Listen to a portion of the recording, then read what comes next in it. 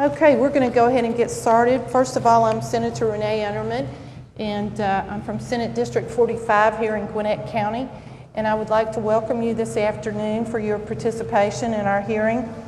We're glad to be at Georgia Gwinnett College and like to give a very special thank you to Mary Brantley, who has coordinated this meeting.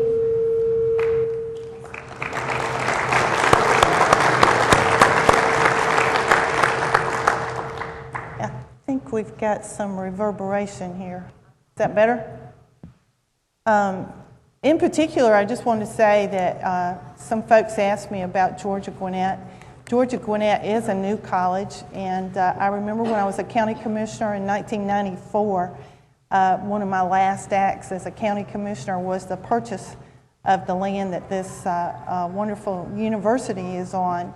And at that time, we had a great vision here in Gwinnett County to have our own college, because I grew up in Gwinnett County and I had to go to school in DeKalb County and Fulton County because there was no school. Now we have almost 1 million people here in Gwinnett County, and our school is overflowing. I believe we have a waiting list to get into this school, and it continues to grow. The governor was here last week, I believe it was, and we opened a new $30 million building, which is right across the quadrangle out there. That is the new School of Health Sciences and Technology, and in particular, it's a nursing school. And we're very proud to have nurses that are actually going to be graduating and hopefully going to work in the state of Georgia.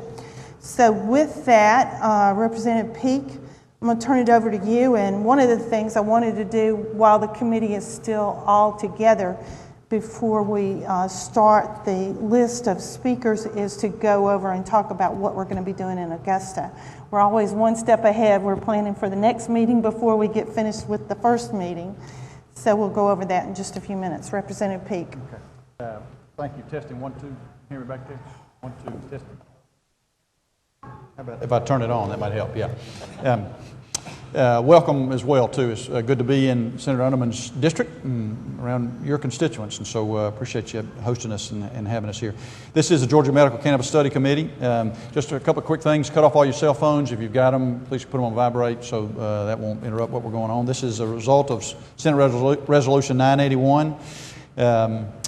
We have, I'll introduce our House members real quick. Margaret Kaiser to my left, who's been 8 years in the legislature, represents Atlanta and East Point area.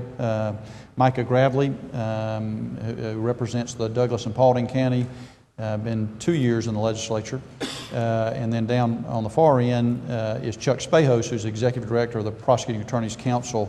Long, lengthy background in law enforcement as well, too. You want to introduce your senators? Sure. We have Senator Kurt Thompson, who is also from Gwinnett County, and he's from Norcross. And would you like to say a few words? Just glad to Glad to be in Gwinnett County, right? Glad to be in Gwinnett County. Welcome. For a minute, this was in my district. Yeah, it was. I think until someone stole it away. Yeah. And I actually think that this campus is in Senator Schaefer's district. That's right. Yeah. And we also have Senator Dean Burke, who's from Decatur County in Bainbridge, Georgia. And Dr. Burke, you always get the award for driving the furthest. Bainbridge, if you don't know, is on the Georgia-Florida line and one of the most beautiful places in the state of Georgia. And we're glad to have you in Gwinnett County. And Dr. Matthews Gwynn is our representative from Medical Association of Georgia. In private practice, neurologist in private practice. Glad to have you here as well, too. Just a couple of house cleaning for those that are attending today. There will be no public testimony. We've got several invited guests. They will be the ones who are presenting testimony today. If you have any interest that you would like to convey to this committee, you can reach myself or Senator Underman through the Georgia General Assembly website, or you can go to the Georgia Medical Cannabis Study Committee Facebook page as well. And any input that is given to us by email or by correspondence, we communicate to the entire committee as well. Let's see, we'd like to acknowledge our staff that's here today. Thank you to all the staff that's driven up and spent the day, come up here with us. Thank you. And we'll get started. We also have, sorry. We also have Senator Butch Miller from Hall County, and we're glad to have you here today. Thank you very much. geographic anomaly. Those who are closest arrive last. That's okay. We're glad to have you. Thank you. Okay, today we're focusing, do you want to go and mention anything about Augusta, or do you want to talk about that later? Yes, I did. Yep. For the committees, so we know kind of our schedule, we have been working on Augusta. And it's a little bit more complicated because it's further away from the Capitol. But we're working on the per diems and the overnight lodging. We will have a dinner the night before in Augusta. And then we're going to rise early. So you should be able to get a full day's work in and then go to Augusta. We'll have dinner. And then the next morning, we'll probably start at 8 o'clock in the morning. And we are going to go to the Burn Center. And we are working on a tour of the Burn Center in Augusta. There's several members that have never been to the Burn Center. Then we're going to the labs that are located at Georgia Regents University, that are the clinical labs that are starting on the studies of the cannabidiol oil. And then we will have lunch, and then we will start our hearing, and it will be mimicking the hearings that we've had before, where we start at 1 o'clock and finish at 3 o'clock, and you'll be able to drive back home after that. So if you want any additions or changes in that, if you'll let us know. The staff has done a great job arranging all this logistically, so just let us know. If you have any questions, we'll be able to try and get them answered.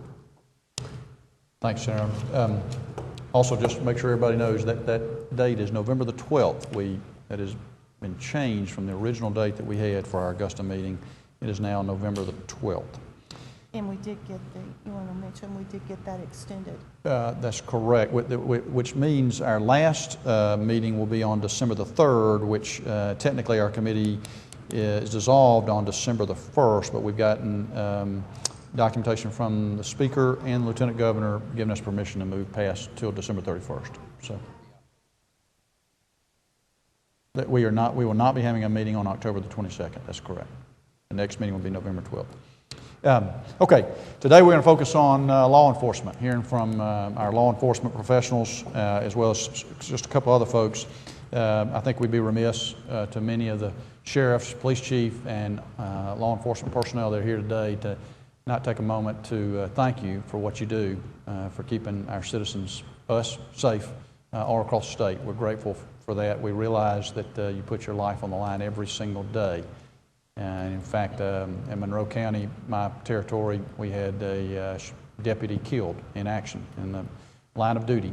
So we're grateful for what you do, and we very appreciate that. We'd like for you to have this thought in mind as you come to present testimony for us today. That if it were to be the public policy of this state to legalize medical cannabis oil with a maximum amount of THC so low that there's not a high effect, and if it was limited to certain diagnoses, not in a smokable form, what are the issues and concerns that you would have about a public policy or legislation that would allow that in Georgia? So that's what we want to hear, your concerns about that. So let's jump right into it. First, we're going to have Wiley Griffin, who the sheriff of Decatur County, who is the president of the Georgia Sheriff's Association. Wiley, if you'll come on up with us, and I believe he's going to be accompanied by Terry Norris, who is the executive director of the Georgia Sheriff's Association. Guys, if you'll just make sure that mic is on, I think it is, but and what we'll be doing, you'll have about 10 minutes, provide some testimony, then we'll probably have some follow-up questions for you as well, too. Glad to have you here. The floor is yours. Thank you, sir. You hear me? Might need to just get as close to you as you can. So, thank you very much for having us today. I am Terry Norris. I'm Executive Director of the Georgia Sheriff's Association. I have with me today Sheriff Wiley Griffin of Decatur County, our President of the Georgia Sheriff's Association. This is not the first year that we've spoken of this. We had quite a bit of conversation last year on the matter. A lot of work was done, and I applaud all that have we applaud all that have worked so diligently on moving to this point. The sheriffs have a long history of caring for the youth of our state. Not to give you a commercial today, but for over 50 years, the sheriffs have provided a safe and secure home for children throughout the state. So it was a natural extension last year when this issue came up for the sheriffs to be concerned and want to participate in the dialogue. So in last year's discussion, certainly, as you all well know, the sheriff supported this whole idea of using certain chemicals, certain compounds from cannabis plant to aid in certain medical conditions. With that said, there are a few things that Sheriff Griffin wants to talk to you about, mainly about our position, and I'll think a little bit about what you said, Representative Peake, on what the extension from this to some undesired consequences later on down the road might be.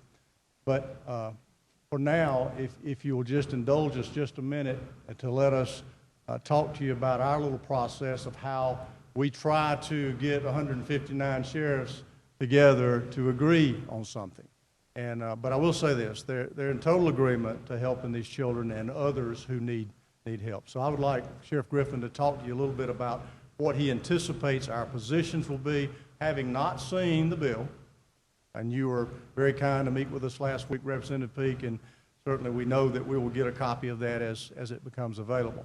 But having not seen the bill, guessing what might be in the bill, some of the provisions or parameters that we may have some, want to have some discussion on. So, Sheriff Griffin.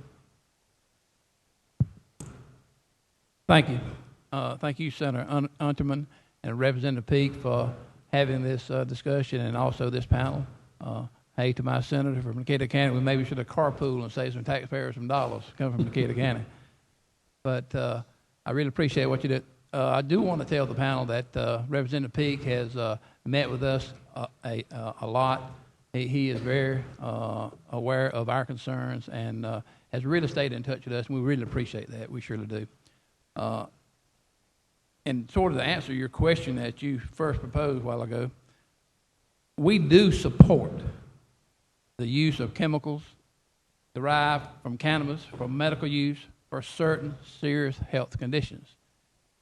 This bill was, out last year, or a bill was out last year that we had a lot of discussion about, and so we sort of have had a lot of discussion about this proposed bill, and so we, representing 159 sheriffs, I sort of have,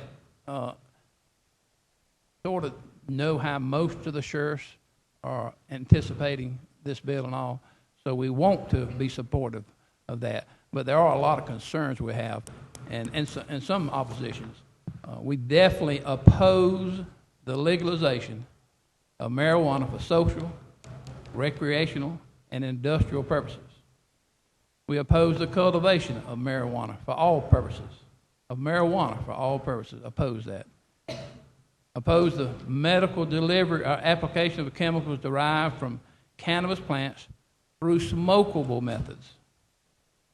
And we oppose the bill in its entirety if appropriate controls, security measures, civil and criminal penalties are not prescribed in that bill.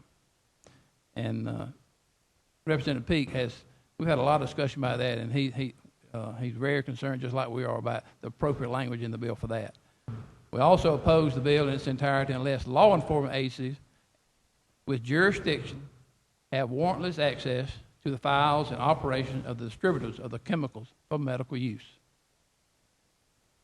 We like Mr. Norris said, we're all about the children or anyone who has health problems. We want to be there to help. That's our job, helping people.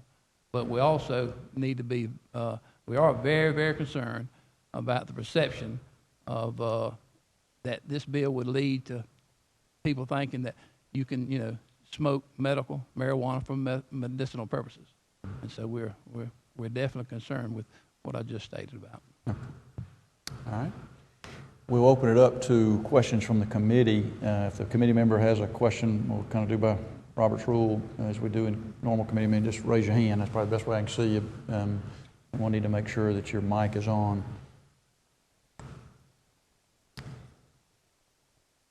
Sheriff Griffin, sorry, Yeah. yeah, Senator. I think y'all have a annual meeting, is that right? At your annual meeting, did y'all take a vote on a particular stance, or did you just accumulate these talking points, or how did you formulate them? Well, at this time, we don't know what this bill is at, until we. Right, I don't have a bill. Right, I don't know if he has a bill. Right. But all I'm working off of is the bill from last year. Right.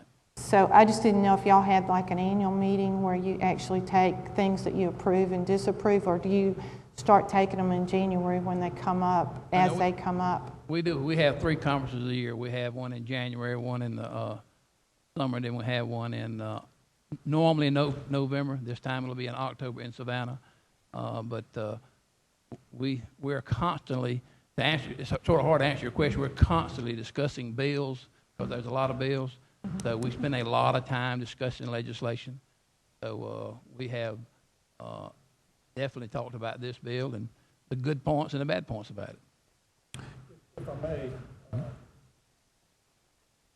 Can you, let me, most of these, I want to make sure at the last meeting I got some complaints that people couldn't hear. I want to make sure the people in the back of the room can hear. I think you can hear me, but I'm not sure that you can hear the speaker at the table. Can you hear the speaker at the table? Okay, let's do some testing, because I don't want people to have that same experience that they had in Macon. Can you do some testing and let them adjust it in the room? Test, 1, 2, test, test. I may have been too far back. Thank you.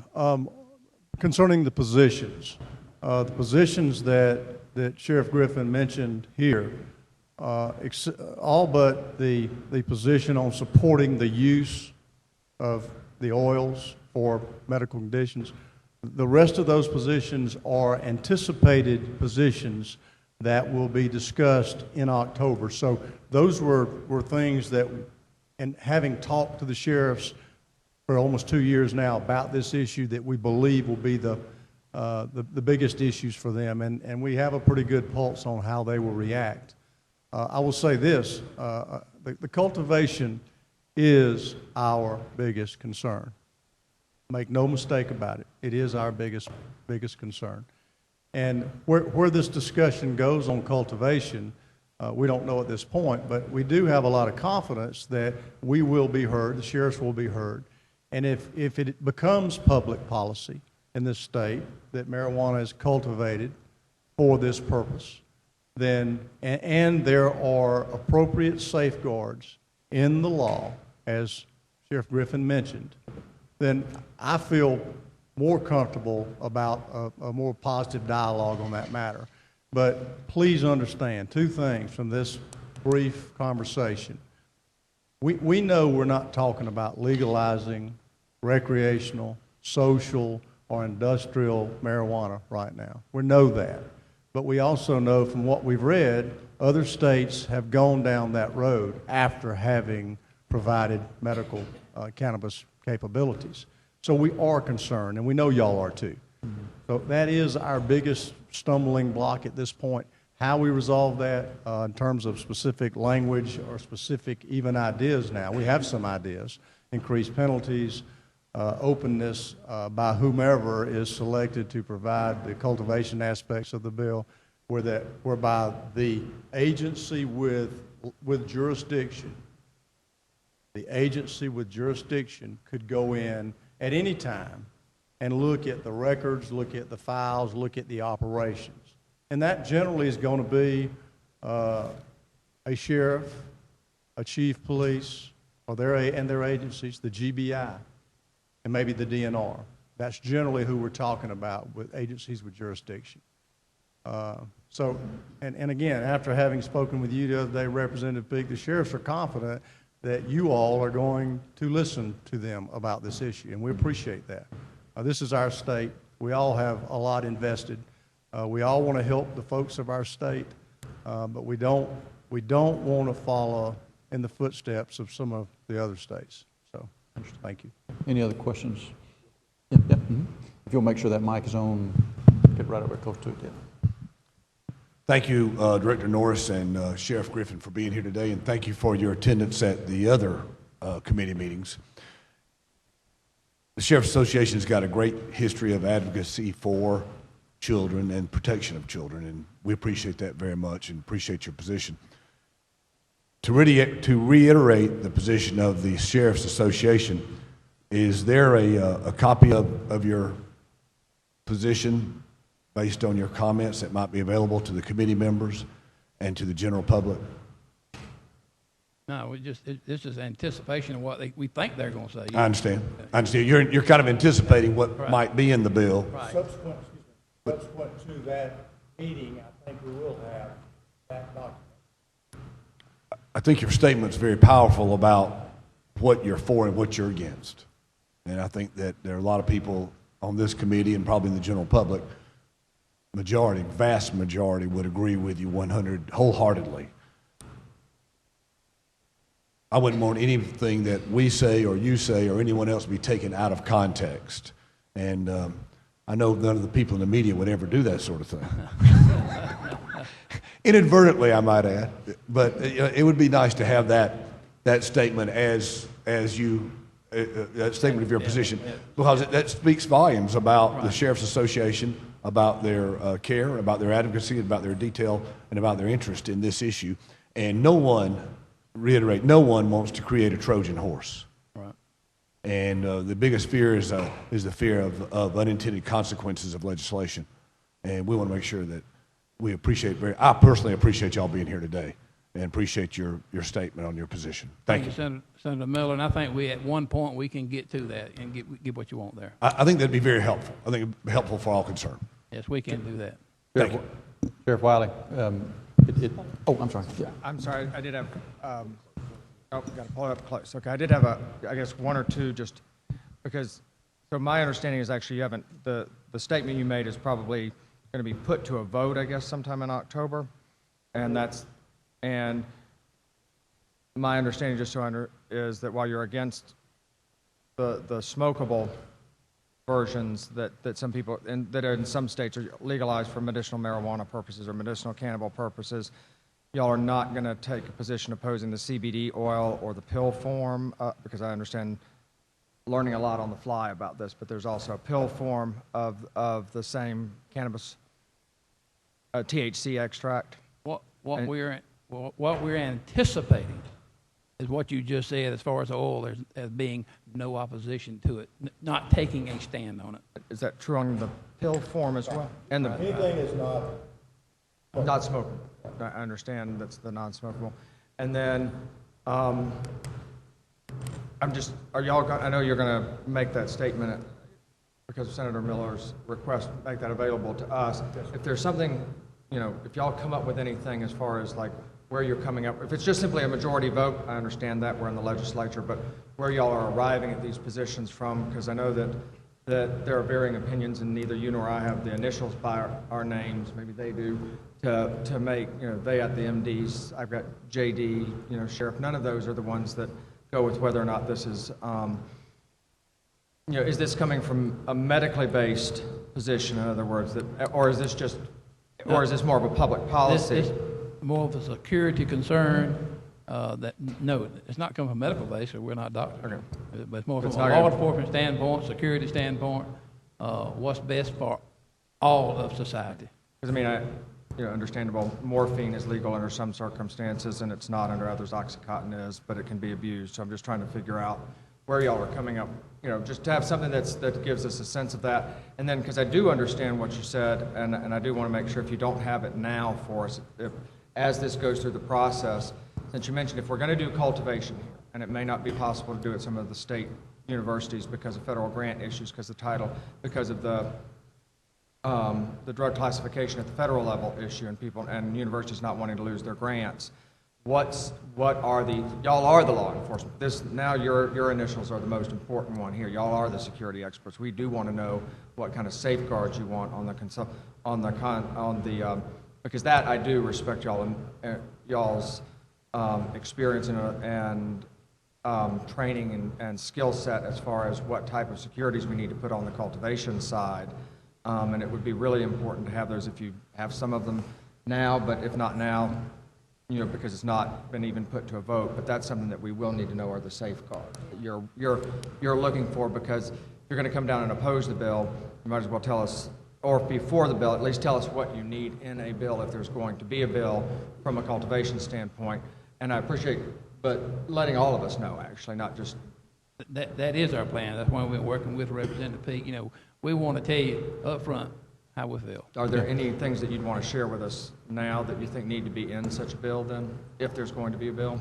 Senator Thompson, from a security standpoint, is that kind of the angle you're coming at? That may be worth, if you. I guess that's my question. On the cultivation side. The cultivation, you said that you were opposed to cultivation.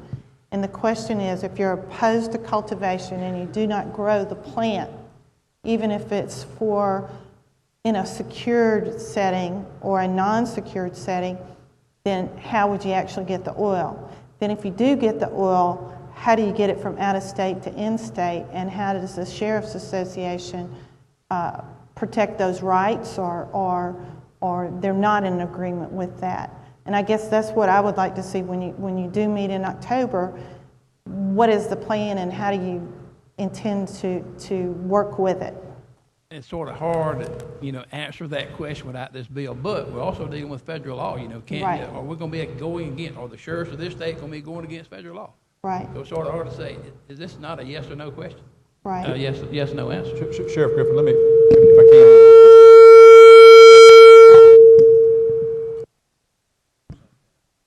can. Okay.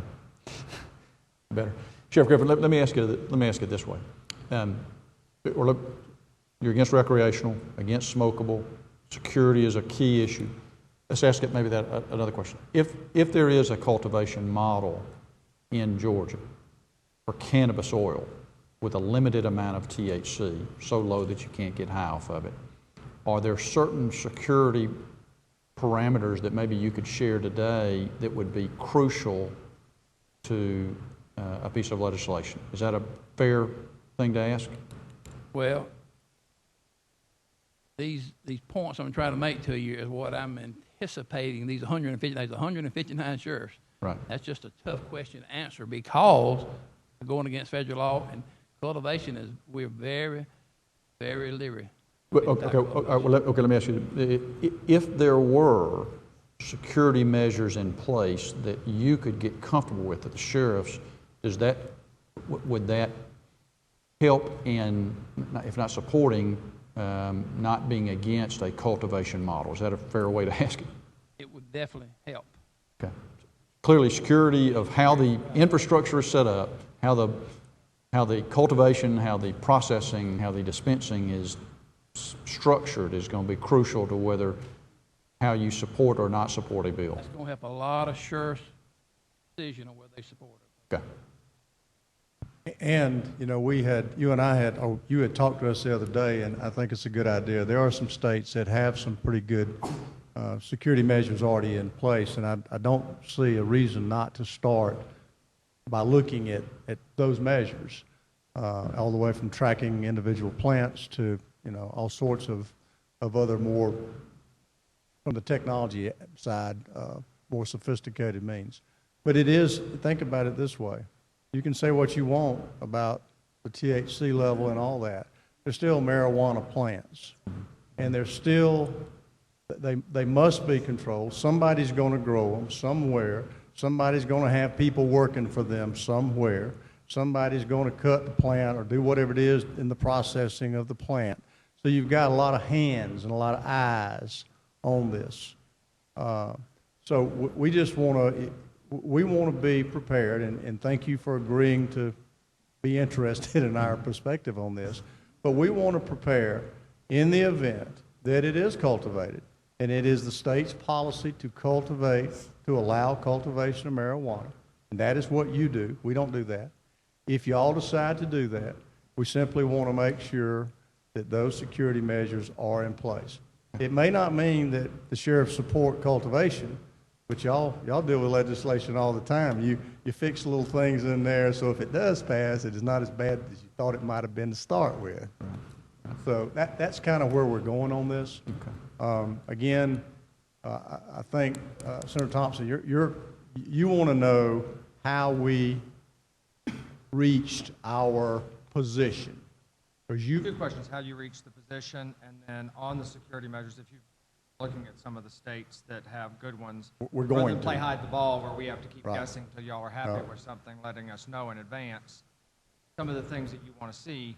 Because I understand if you're going to go with the medical-only model, and not the Colorado or Washington model or player to be named later model, then you're going to have safeguards to keep it in the same way you do the Right. manufacture of any other drug. And You're these, going these, to have to have safeguards when sure. you when And you these manufacture safeguards, excuse me, I didn't mean to interrupt. These safeguards will not be, we won't just necessarily come up with them. Certainly, the chiefs of police and other law, and GBI and others will be at the table. I presume that we'll all be talking about this among ourselves to all get satisfied with it. So I think you've got, this meeting today concentrates on law enforcement. I think that's a good thing.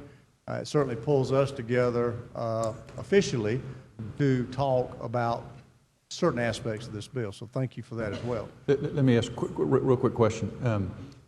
Just from a licensure and enforcement standpoint, if the licensure, if the agency in charge with licensure and enforcement of this was the Department of Revenue, would you have any comment on that or perspective on that? Does it make any difference to you? We would probably, the sheriffs would probably say that's a pretty good selection. If that, all the parties involved could agree that that's, from the state perspective. Okay. No. Yep. Representative Kaiser. Sheriff Norris, thanks for being here. Question. For coming to the other committee meetings. I just wanted to ask a question because it feels so far through this process with HB 885 and now where we have found ourselves that we don't see a way to do this without cultivation in the state. One is because you cross the state lines, but two, we are concerned about the product that ultimately reaches our citizens.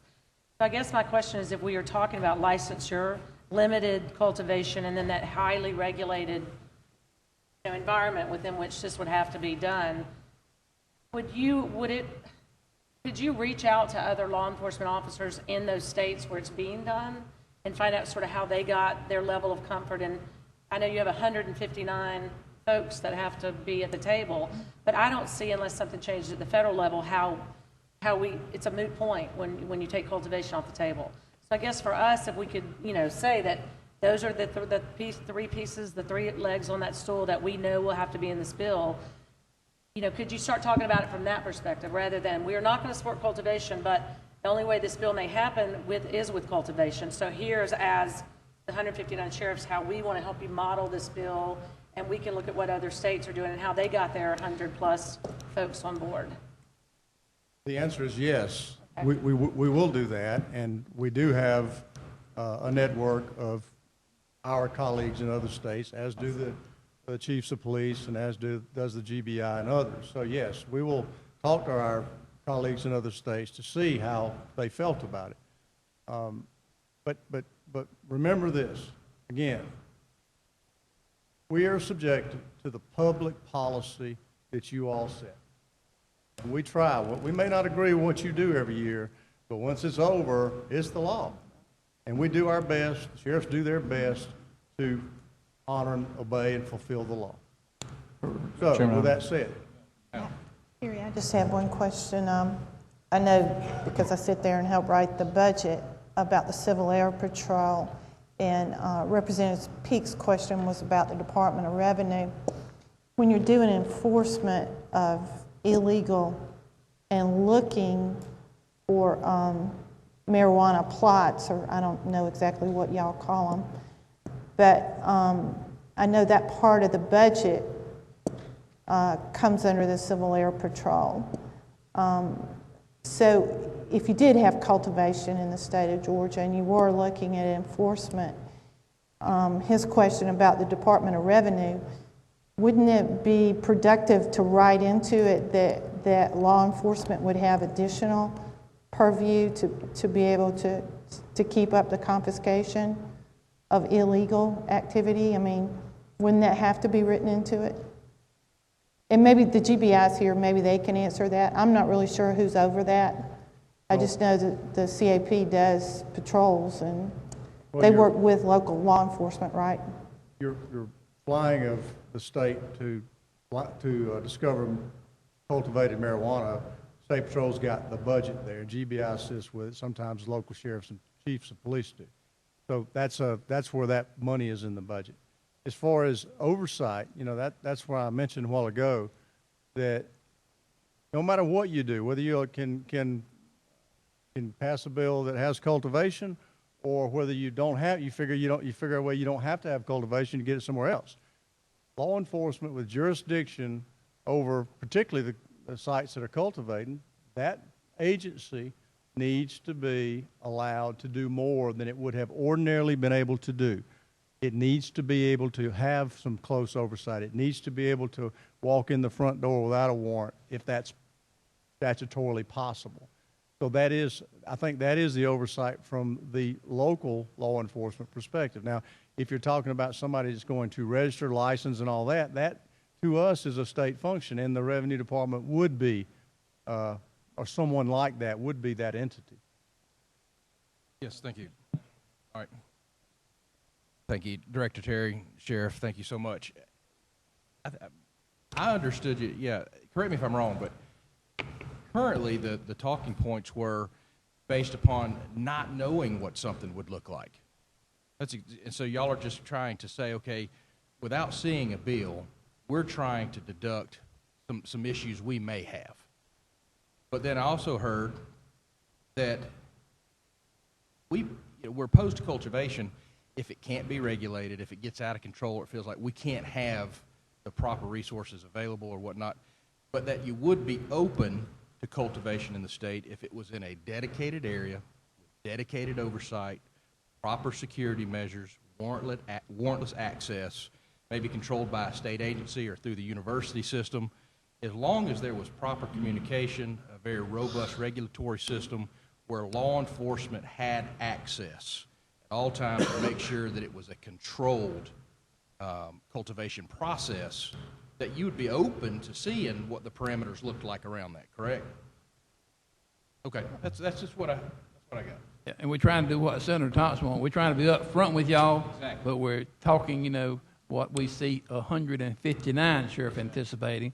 But as you just stated, we are open to some things, and then some 'Cause it things can that get we're out of definitely control. opposed to. It can get out of control because Mr. Norris. we want to work with y'all. Mr. Norris and Sheriff Griffin, be assured, you guys are going to be at the table. You're going to be at the front of the table. I hope you see that today, that we want your input. We want to make sure that if this is the public policy, we have the security measures in place.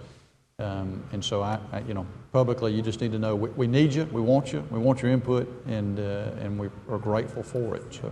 Well, I think I can speak for all the sheriffs unanimously that you have really been helpful on this, and you have been in touch with us, and we really appreciate your input and including us. We really appreciate that. You bet, and we'll continue to do so.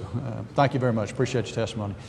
We went a little long because just the first folks, so we're going to move quickly. John Kerry Biddick, who is Sheriff of Monroe County, is here. Will be our next presenter, and we're going to move rapidly. Yeah. Sheriff Biddick, as I mentioned, we do recognize that you lost a deputy 2 weeks ago in the line of duty, and our thoughts and prayers have been with the family and your law enforcement family as well too. If you'll share with us briefly why you're here. Well, I'm here to... You'll speak right into the microphone. That'll I'm help here too. to discuss a little bit about the family that I know that you've heard a great deal about that's from Monroe County. Haley Cox, obviously her family is from Monroe County. And the first thing I wanted to say was I want everybody to understand that this is a really good family. This is not a family of dopers or criminals. Haley's great-grandfather actually landed in Normandy before the invasion as a recon officer and was there before the Normandy invasion. Haley's grandfather, Bentley, is the head of the water department at home, and just a quick story. Years ago, when I first got elected sheriff 30 years ago, they had a big outdoor festival, and there was a fight broke out, and I went to break up the fight, and a police officer got injured, and there was 1,000 people in the audience, and one guy, and I was there with an FBI agent, and there was one guy that ran out of that crowd to help me, and that was Haley's grandfather. And Haley's father is a paramedic EMT there, and he is having his wife live in Colorado with this child so that the child can be helped because they believe that this medical marijuana helps the child. I spoke with the grandfather as late as last night, and he told me when Haley was here without the medication or on the medication she was on, that she was suffering as many as 160 seizures a day. And that since she has been in Colorado and on the medical marijuana, she is having maybe 1 seizure or 2 seizures a day. And just recently, she went through a 7-day period without having any seizures at all. And I think the reason I'm here, I think Representative Peake will tell you, I'm anything but a liberal. And I'm past president of the National Sheriff's Association, I'm past president of the Georgia Sheriff's Association, and I now chair the National Sheriff's Congressional Affairs Committee, so I do all of our lobbying in Washington for the National Sheriff's Association. So I'm not in any way up here to advocate for recreational use of marijuana or for growing marijuana in the fields in Monroe County or in the state of Georgia. I understand all of these issues, but I think what I wanted to impress upon everybody was how important this really is for this family. If I tell you, I was a fraternity brother of Alan Peake's brother at Auburn, and so I've known the Peake family since I was in high school, and I've been really impressed with his commitment to put politics aside and say, I want to do something to really try to help this family. That's what, gentlemen, ladies and gentlemen, that's what we all got elected to do. We didn't get elected to try to get reelected. We got elected to try to help people that need help, and that's what I believe firmly that's what Alan Peake is doing from the bottom of his heart. And I believe that's what you ladies and gentlemen are doing. I think it's the right thing. I think it's the right thing that we find a solution. There are a lot of issues, and I totally understand the security issues, the grow issues that the sheriffs have, and I totally understand the difference between the hybrid marijuana plant that has less than 1% THC and the regular marijuana plant that people get high off of that has 14.8% or higher THC. I know that people can smoke this stuff all day long and not get high on it. So, I mean, I understand those issues, and I applaud you for trying to address these issues. And I fully believe that the sheriffs will meet when we meet in October, and we're going to have an open discussion about this. And probably if there's anybody in the state right now that understands the big hearts of the GBI and the sheriffs and the chiefs of this state, it's me, because of the way they responded to me in the last week or two. So I know they've all got big hearts, and I know their hearts are in the right place, and I know this is an issue that we'll find some way of solving, and it's an issue we've got to solve. Kids like Brian can't have their wife living in Colorado, and he's a paramedic EMT in Monroe County, and he's having to pay apartment rent and food for them, and he's away from his child, who nobody knows how long the child's going to live. So he's stuck in Forsyth, and he really has no idea whether this will be the last day, or it will be next week or next month, or how long the child may live. So he's losing a lot of quality time because he can't afford to move to Colorado. And I think that's what I'm here for. Say, I applaud you for trying to do the right thing for this family and the other families involved in this. And, it makes me proud to be a Georgian to see y'all trying to address this. Thank you, Sheriff Piddick. I appreciate kind words and appreciate your testimony today. Any questions for Sheriff Piddick? Thank you, Sheriff. Appreciate it very much. Glad y'all weren't as rough on me as you were on Wiley. I did not pay for that advertisement either, thank you, sir. He does get a lot of free food at Cheddar's, though, I can tell you that. Okay, next we're gonna go to Frank Rotunda, who's the Georgia Association of Police Chiefs Executive Director. I believe he's going to be accompanied by Deputy Chief Janet Moon as well too, representing police chiefs. We'll hit our law enforcement folks. Okay, Mr. Rotunda, thank you for being here, and Deputy Chief Moon, appreciate you being here, and the floor is yours. Thank you, Mr. Chairman, co-chair people, okay, and members of the committee. My name is Frank Vincent Rotundo, and I'm the Executive Director of the Georgia Association of Chiefs of Police, and this is my North Fulton County accent, so I brought it with me since we're close. You want to talk Anyhow, a little bit louder? Okay, Yeah. I'm trying. Okay, this is the best I could do. I've been a law enforcement professional since 1969. That's a long time ago. I was a police officer up in a major county right outside of New York, a county called Suffolk County, rather large.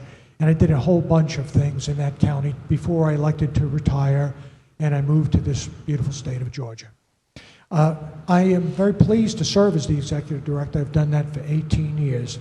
I think I have a pretty good understanding of the police chiefs in the association, and our association is fairly large. Not only do we have a lot of police chiefs involved with the association, we have professional members, which are command staff personnel. We discussed this bill, or Bill 885, when it was in its infancy. And its infancy was, I think, in February of last year when it was dropped in. We just happened to have our winter training conference, and there was a proposal made by one of the members of my association that the bill was not well crafted at the time, and I recognize what happens when bills get dropped in, and I also knew that the bill would be honed as we went along. However, the board made a decision at that point in time to say that they opposed 885 in its current form, and they suggested, though, that continuing research be done. You have fulfilled that obligation in the form of, with this resolution, as well as another Senate resolution, as well as the 2 months or so that you crafted that bill. I looked at 885 in its final form. I was extremely pleased with it, and I believe that the members of my association were extremely pleased with the outcome of that bill. It had a lot of the safeguards that you're looking for us to validate now in the bill. And as I speak just a little bit further, I'll give you some more safeguards I think that will make police chiefs want to embrace the bill. We do things a little bit differently in our association. It's sort of very representative of the executive board. We have an executive board that has 7 elected members. Ideas are brought before the executive board during the course of our board meetings, and they sort of make decisions on which way to go in bill form. So I expect that I will take what we gather from the culmination of all the meetings that you have and could give me ultimately a final bill before that executive board and ask them to make a decision on it. I cannot give you a decision now, but I could assure you once those findings are presented, I will get back to you with a decision. In doing my research on this, I could tell you I was sort of taken back on something I should have known, but marijuana has been used throughout the world for 5,000 years. And some of it was used for recreational purposes, and sometimes for the purposes that we look at it now to be able to relieve some pain and some suffering. In fact, in the United States, we were using it, including in 1937 when the government decided they were going to tax it. And they put a $1 tax on the use of medical marijuana per ounce, and they put a $100 tax per ounce on recreational marijuana. And then in the 50s, they came across with the Boggs Act, and that basically said it was illegal. And then in the 70s, they came along and made it a Schedule I drug. The marijuana of 1970s is not the marijuana of today. I mean, I'm a product of the 1960s. I'd like to say 1970s, but I'm a product of the 1960s, and I was an officer in the late 1960s and the 70s. My stereotype of people who use marijuana is probably the same as your stereotype if you've looked at some of the dated material of people from Woodstock always being in a coma. Well, we're centering in on one particular aspect of marijuana. We're centering in on the CBDs associated with marijuana. The key to the success of this bill is if we could keep the THC level low and the CBD levels up high, which is the product which really relieves the pain. And thinking about the Charlotte's Web story and listening to, I think her name was Paige, talk about her daughter at the first meeting, talking about the levels and how her daughter subsided. And for those of you who missed it or the audience who wishes to hear it, and whether they wish or not, I'm going to tell them that I think that hundreds of seizures occurred with Charlotte in a 1-month period, and now every month it's 2 to 3 seizures because she's been using the CBDs. Now, I do take a different position than most, and I think my association will adhere to that. Medical marijuana oil is significant, and we're looking again for higher amounts of CBDs and low amount of THC. Now, THC is the main component in marijuana. The CBDs are the secondary components. It's actually what's called delta-9 THC. When looking at this, when we looked at the components of it, we also thought, myself and my colleagues, we said, okay, it's nice, but to know exactly what we're getting really has to be injectable, not edible marijuana. And I questioned the pill form. So it would be ideal if you come across with a medical marijuana bill which would serve all of my desires and perhaps the members of my association, that we look at it as being injectable and something that can't be transferred to one person or another, such as a pill being transferred or the smoking marijuana being transferred, or they have oils of the cannabis now which have CBDs, which is something you spray under your tongue. So I'd like you to consider that as something as a safeguard, not a regulation safeguard, but something you should consider in general. Now, when I look over my notes, by the way, I did give a copy of my notes, which has the position, so to speak, to the administrative people, so you could take it for whatever it's worth. I do express a real concern about medical marijuana legislation segueing into legalization of marijuana as evident with Colorado. Colorado's the poster child for the segue into that. And we clearly have to have controls associated with it. I have some recommendations on controls, but they're just merely recommendations. They've not even been vetted fully by my board. It was taken from other material. It was taken from some states that basically said these are some reasonable controls. I will pass them on to you. But I did notice when I looked at the reasonable controls that you had some of those reasonable controls in 885. That's what makes me think it was a well thought out bill. You're looking for exactly what we're looking for. There isn't a person in this room that has a heart that would say no to medical marijuana when it could help people such as little Charlotte, help people who could use the help. Now we're dealing with Charlotte. We're dealing with mostly children. Concerns are the factor of what is called chronic pain. To allow physicians just to administer medical marijuana oils for chronic pain. I'd like to see that definition of chronic pain be limited, very much limited. It's going to be very difficult because it is subjective if you say chronic pain. Anyhow, as we have a physician here on this board can tell you, and I say that because the last 2 or 3 years, you, the legislators, have been fighting pill mills where doctors are prescribing drugs, oxycodone type of drugs, and oxycodone itself in pill mill form because you get doctors who don't have ethical standards perhaps as strong as other doctors do, who just say, give me your money and I'll prescribe you the medication. So we have to also think about controls or specialists of doctors who have gone through some special training to look at what is substantial pain enough to be able to dispense the CBD oils, whether it be to a child or if the bill does expand further when you expand it to people in chronic pain. What is chronic pain? So there are so many tentacles associated with this type of bill. I say to you that the physicians are going to be key. So when we talked about regulations, the regulations have to be developed with physicians being involved and sitting at the table, because they could determine what they feel is in fact chronic pain. What would be adequate for physicians to describe, setting some of their own criteria down there. You talked a little bit with my counterparts at the Sheriff's Association, and you suggested maybe the Revenue Department, well, maybe is correct. But I think what was alluded here, I would think that my association would embrace strongly, would be we would like local control.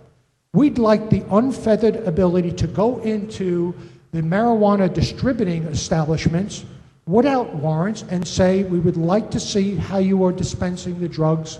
We'd like to see if you have proper paperwork associated with this and you're following reasonable criteria. That doesn't mean the state cannot empower an organization in the state or a group of organizations, or take something like the GBI and establish a special task force with physicians and other specialists on that task force to make determinations if there are violations. I think my association, although it's not a bill yet, would embrace the idea of marijuana grown in the state.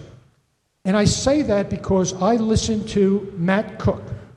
Not that I believe or embraced everything that Mr. Cook said, but the one thing he did say to me that struck out in my mind, and I passed it on to my board members, was that if we could keep control in our state, we could keep more regulation on them. We could check on the fields where the marijuana is being grown. We could determine the adequate THC content once it's processed versus the CBD content. We could package it, we could sell it, we could have testing done. We don't have to worry about somebody taking Colorado medication or oils into our state that doesn't follow our criteria. So it's not bad. I also subscribe that it has to be with just a limited amount of people on RFPs who could grow it because it's going to be profitable. Limited amount of people and with a control on the dispensing of the oils, whether that be in 20 cities or 50 counties. We have to have some sort of control on that. I want them to have citation as well as arrest authority, local law enforcement. In other words, joint authority. There's absolutely no reason why a police officer, a sworn officer, can't go in and check the records, and if somebody's not following the rules, make an arrest like anybody else could, or issue a summons to appear before a judge. Certainly, I think the adequate place would be not to bring it in necessarily local courts. That might have to go to a different type of court system. You made reference in your bill, and I'm going to ask you to consider something. Caretakers. You made reference in 885 to caretakers, and you basically said that the caretakers have to be vetted. I wholeheartedly, and I believe my association will wholeheartedly agree that that the caretakers should be vetted. Those caretakers and the ones who are dispensing the medication near the dispensary areas really should be limited. In other words, if you have a need to be by those centers, you could be by those centers, not hanging around those centers. We learned a long time ago from methadone clinics to get rid of the extraneous people, the people who are looking to grub off the marijuana users and maybe grab their oil, such as the methadone users. I want you to be cognizant of something else. In Colorado, as well as other states, what they are seeing now is if in fact you use the medical marijuana oils, and they have cards and they can possess it and doctors prescribe it, you will see a black market developing. And that black market development with underworld figures, so to speak, involved, is a high market value product. They could take marijuana and traditional marijuana, uncontrolled marijuana, and sell that marijuana a lot cheaper than marijuana oils, and the person would test also positive for having CBDs, but also test positive for having the oil components in there. So be conscious that we're going to have to be concerned about black market items in there, and you're going to have controls on that. Going back to the caretakers should be vetted. And we talked about, I think you mentioned in your bill or during the course of conversation on 885, having the Georgia Bureau of Investigation do checks on that. I talked with the Georgia Bureau of Investigation the other day, and they can do checks, but they said it has to follow a prescribed method and approach. And you either have to have enabling legislation or it has to be in 885 to coincide for the GBI to do those background checks in conjunction with the FBI background checks.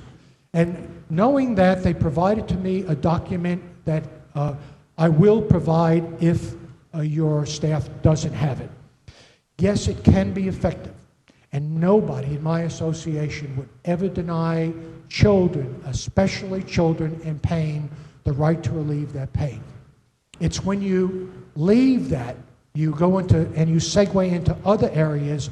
I say that I believe they will be firm on their stance on no legalization of marijuana, because all reports indicate it does lead to other types of crime. And I think that's been clear. It's been clear for my 45 years of law enforcement to be a true axiom.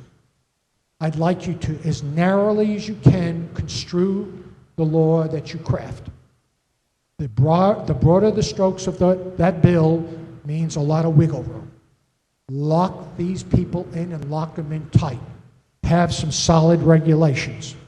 There are other concerns that I have, and there are some other things that you may wish to vet yourself with the notes that I gave the people who are assisting you, your legislative assistants.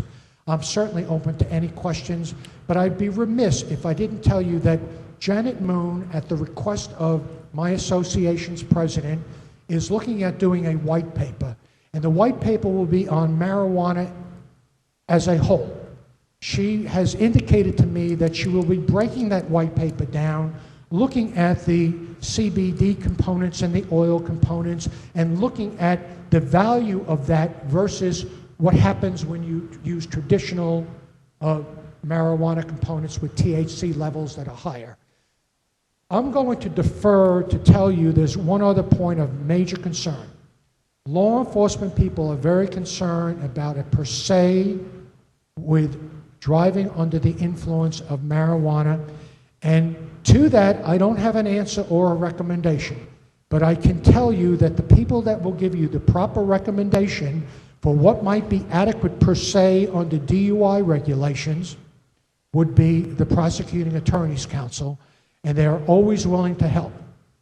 Now, I'm going to close my remarks. I'd like to thank Janet for standing here, and I'll ask her if she has any additional remarks to make and open it up to questions. But as I leave this table, I want you to all know that from the police chief's point of view, whether it be this issue on medical marijuana or any issue, we're here for you and we will work with you. If we find this bill not satisfactory, we will tell you. If we find it satisfactory, we will tell you. There are sometimes cases we remain neutral, and that's okay. Okay. Thank you. Okay, thank you, Mr. Rotundo. Okay, thank you very much. Any questions, Mr. Rotundo? Mr. Rotundo, I got one quick one, just real quick. When you say the concerns are about maybe having a limited number of growers or processors, if there was a structure that had, say, a minimum of 2 and a maximum of 5 or 6, is that? That's very palatable to me. That's similar to what you're looking for, of a limited amount of, if there are only 5 licensed growers in the entire state, that is something that you feel like would help be able to maintain control and security? Yes, sir. Okay. And let me add one thing. Why the control becomes significant has to do with the packaging, the components in it, but it also has to do with growers wanting to make a profit. And growers wanting to make a profit would use systemic chemicals on marijuana plants, such as fungicides and pesticides. We could get into a situation if the health department is not involved as part of this overall committee at looking at a secondary problem associated with the growth of the marijuana if we're not looking at the fungicides and the pesticides and the content associated with those. Yeah, that has been a real concern, making sure we have a safe product that's going to our children in particular, but any citizen in our state, so I appreciate that. Okay, any other questions? Representative Kaiser, if you'll grab the mic, make sure that's on and speak into it real Mr. clearly. Tunda, I just wanted to make a point of clarification quickly. When it sounds like clearly the agency of jurisdiction is what we need to have addressed within the legislation. Beyond that, I think that's, something sort of to be worked out beyond GBI, chiefs of police and sheriffs. But when you're talking about having wider citation and arrest, you're talking about growers, right? Because you sort of talked about that in the same And way distributors. of talking about. But wouldn't our distributors be our medical doctors? Yes, they would. So you would want to have jurisdiction to go into a doctor's office and I would if cite there's or arrest, even though we have a medical board? That's correct. And what I say is if a law enforcement officer establishes a prima facie case to bring somebody into court, whether it's the absence of paperwork, going in there and checking, do you have the prescriptions for all of this? And the absence, a very simple check that could be done. If they find they're violating their entitlements, then they should be able to make those referrals to cut those distributors down. Again, if you don't have tight control, you're going to lose control. My concern is that not the job of our medical board? I mean, can you tell me where else a local agency, law enforcement agency can go into a doctor's office without having a report of something or the medical board asking you to do that? Can you go into a medical doctor's Well, let office me right draw a now? parallel, because we drew a parallel with Revenue Department. Revenue Department defers to local law enforcement to also, under city codes and county ordinances, to check on alcohol establishments. Well, that's pretty different than a doctor's office, than going into a doctor's office. I mean, if you go into somewhere that's selling alcohol legally, they've already been looked at by the Department of Revenue, and they've asked you to go in and act on their behalf. But what concerns me is you're saying that you want the authority to just go into a doctor's office and cite them or arrest them. I think that would be appropriate local control. Now, let me explain that one of the simple things that local law enforcement would look for is, do you have the right to be a dispensary certificate? And if it's not conspicuously displayed, you're violating one of the controls that maybe the medical board has put on them or the Revenue Commission has put on them. So I'm not saying in-depthly go in and to pull all of their records.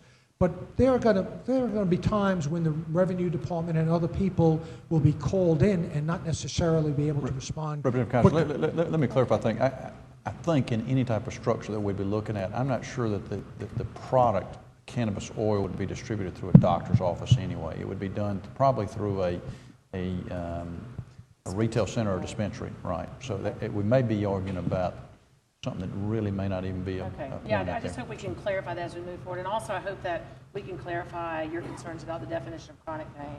Chronic pain is going to be a tough one, and I wish anybody was going to try to figure that out well. Let me tell you, I was going to draw another parallel. I sort of did in my overview, and that had to do with the pill mills. The cities and the counties now have control over pill mills where they dispense pills according to some reasonable standards. That's sort of the control that I'm looking for. I'm not looking for them to oversee physicians with a microscope. I'm looking for them to be able to say, this distributor is not acting correctly according to law and possibly ethically. Mr. Rotunda, thank you for your testimony. Appreciate it, Deputy Moon. We appreciate. Oh, I'm sorry. We got one more question. Yeah, Dr. Gwynn. Thank you very much. I'm Matt Gwynn. I represent the Medical Association of Georgia. I'm a physician and neurologist. Currently, of course, I think you all have the jurisdiction to enter our offices under probable cause for almost anything, and if we're doing something wrong, we should be held accountable. How would this be different, if at all, from what you're doing with currently in physician offices? Thank you for asking that question.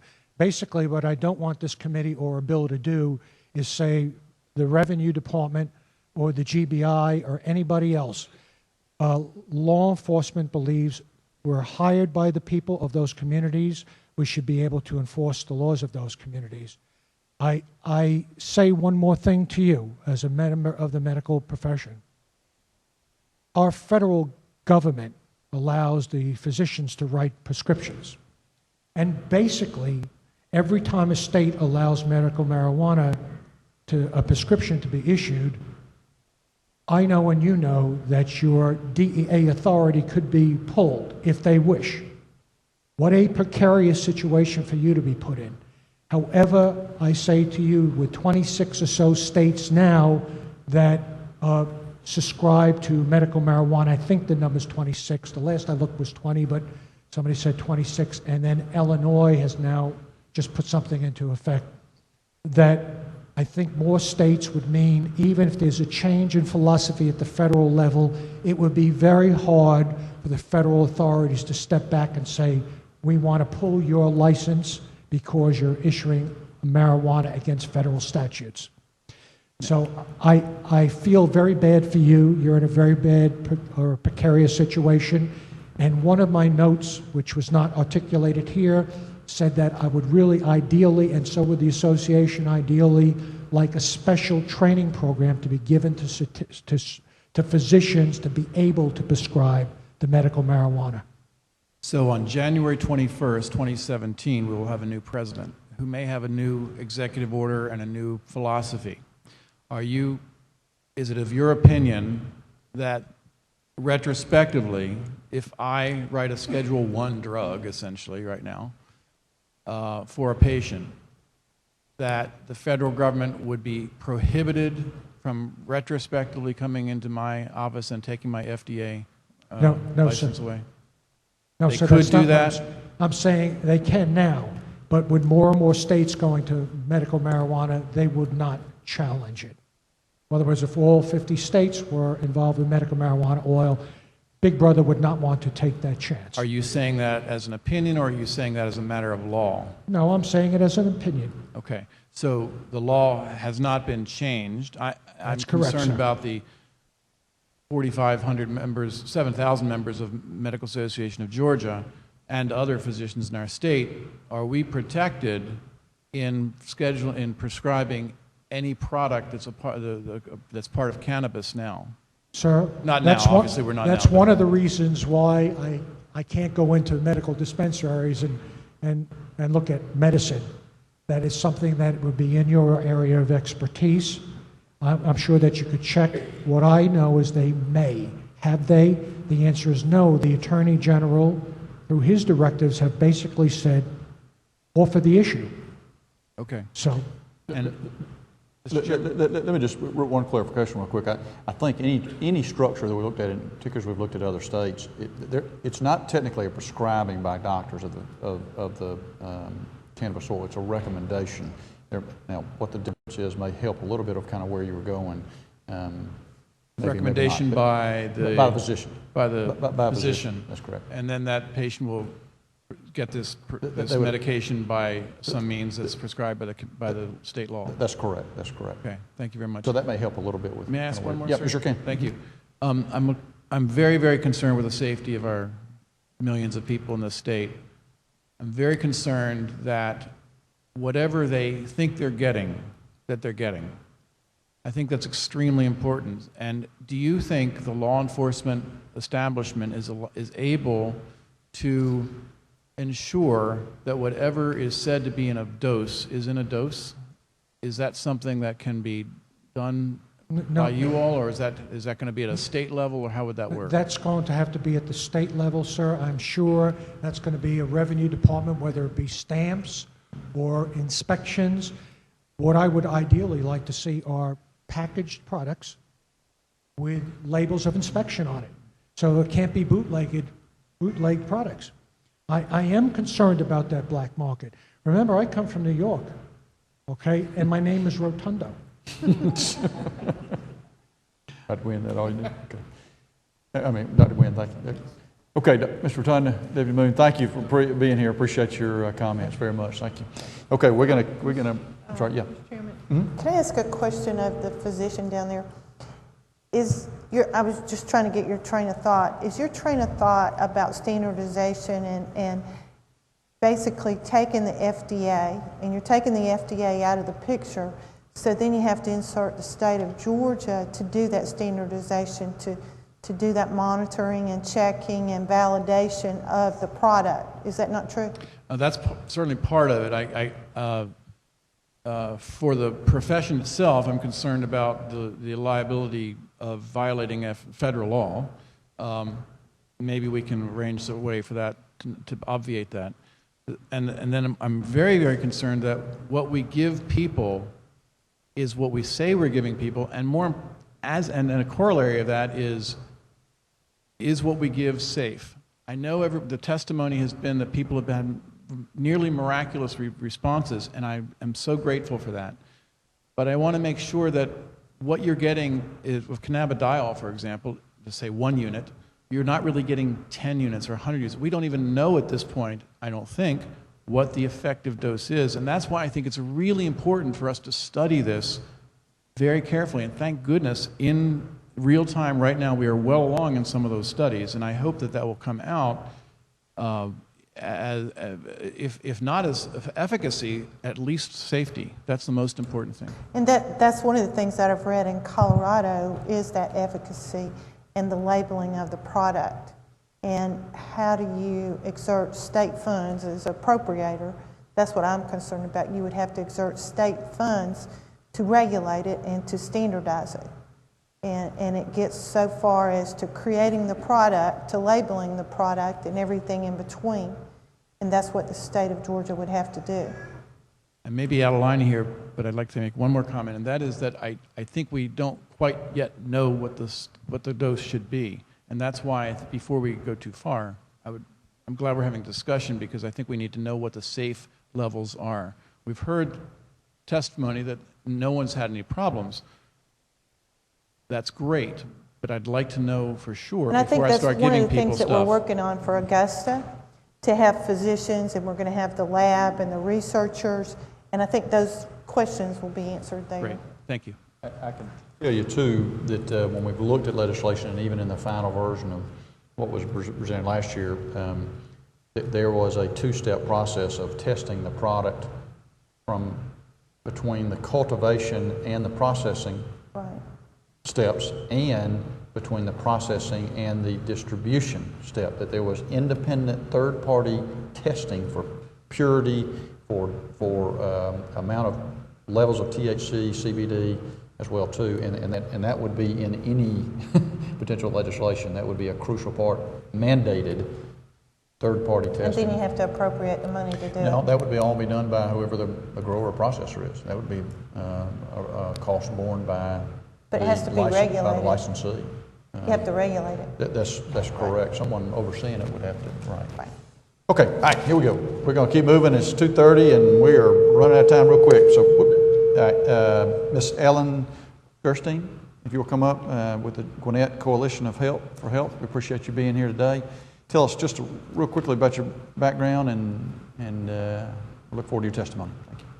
Thank you, Representative Peake and Senator Unterman. I'm very impressed that y'all have a study committee on this issue, because it is something that my peers across the country have been dealing with, and I appreciate y'all taking the time to really look into the issue.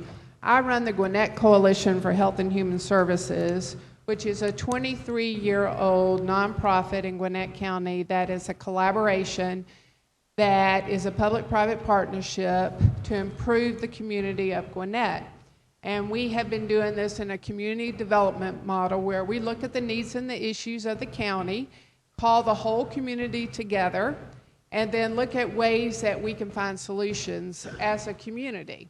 We are one of the 159 communities in Georgia that is included in the state grant of Family Connection, which I hope you're all familiar with, because you all have one in your community, as well as we are one of 8 communities in the state of Georgia that gets a federal grant called the Drug-Free Communities Grant from the federal government, from the Office of the President under the Drug Czar.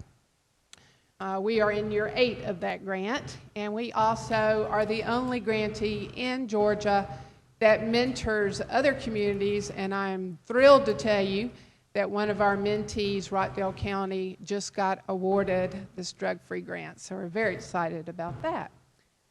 So I'm here today to tell you about the concerns not only of our constituents as part of prevention field of substance abuse, but also across the country with others that are doing the same work that I'm doing that are in some of these medical marijuana states, as well as in Colorado and Washington. And I have to tell you, I go to about probably one training a week on this issue because it is of concern to us as it relates to our youth. We're very concerned about the substance abuse issues among our young people. And in Georgia, according to the last student health survey, we had approximately 14 to 15% of our high schoolers are using marijuana. So it's not like people aren't using the product in our state, illegal marijuana.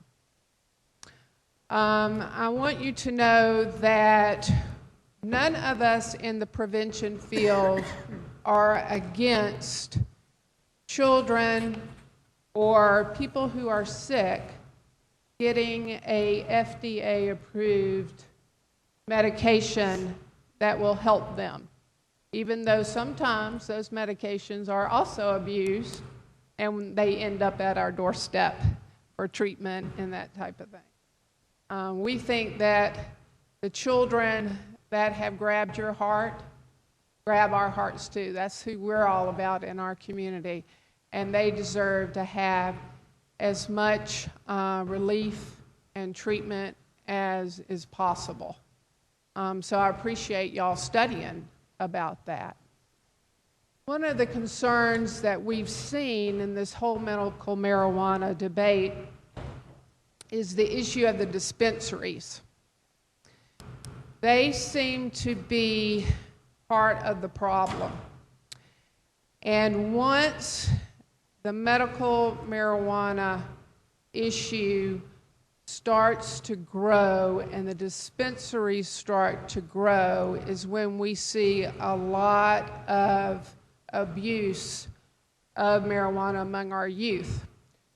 We have seen surveys across the country that have said that a majority of the children who are asked where did they get the marijuana that they used in the past 30 days, they claim that they got it from a card-carrying medical marijuana user.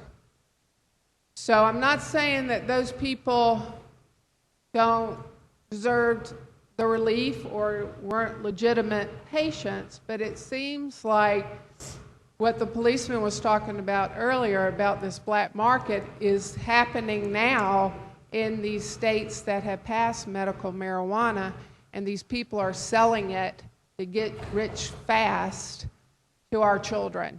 So I'm very concerned about dispensaries, very, very, very concerned about dispensaries. And what we have seen and researched is some of the controls that you're talking about with caretakers and the dispensaries they have taken legal action against those things and have found that those controls are unconstitutional, and that opens the door. Have y'all considered why there's so many people in the audience that aren't those children that you're talking about for the oil, and why there's a lot of these marijuana, medical marijuana people in the audience? It's because in this debate, what we have seen across the country is that there are big, big dollars behind this that are looking at getting their foot in the door through medical marijuana states and statutes and then going to legalization. And that is what their plan is, and that is what my peers have been experiencing and seeing across the country. I think that the other thing I'm concerned about, and I just want to tell you about from the prevention field, There is something in our field that we call norming. And that is where we try and provide to our young people the right thing to do as a community. For example, one of the very successful norming campaigns that we did in Gwinnett County is called Alcohol Free Gets Me. And what that was students were able to submit to us videos on Facebook and through other means about what do they think alcohol-free gets them. And it's like alcohol-free gets me a scholarship to the college of my choice. Alcohol-free gets me all the things in my dreams come true and that kind of thing. When you use the term medical marijuana, that is a term that seems to be having an effect that is kind of an anti-norming or a negative norming thing, because what we are seeing in the statistics among our youth is that since states have passed medical marijuana laws, the amount of our youth who are using marijuana has gone up.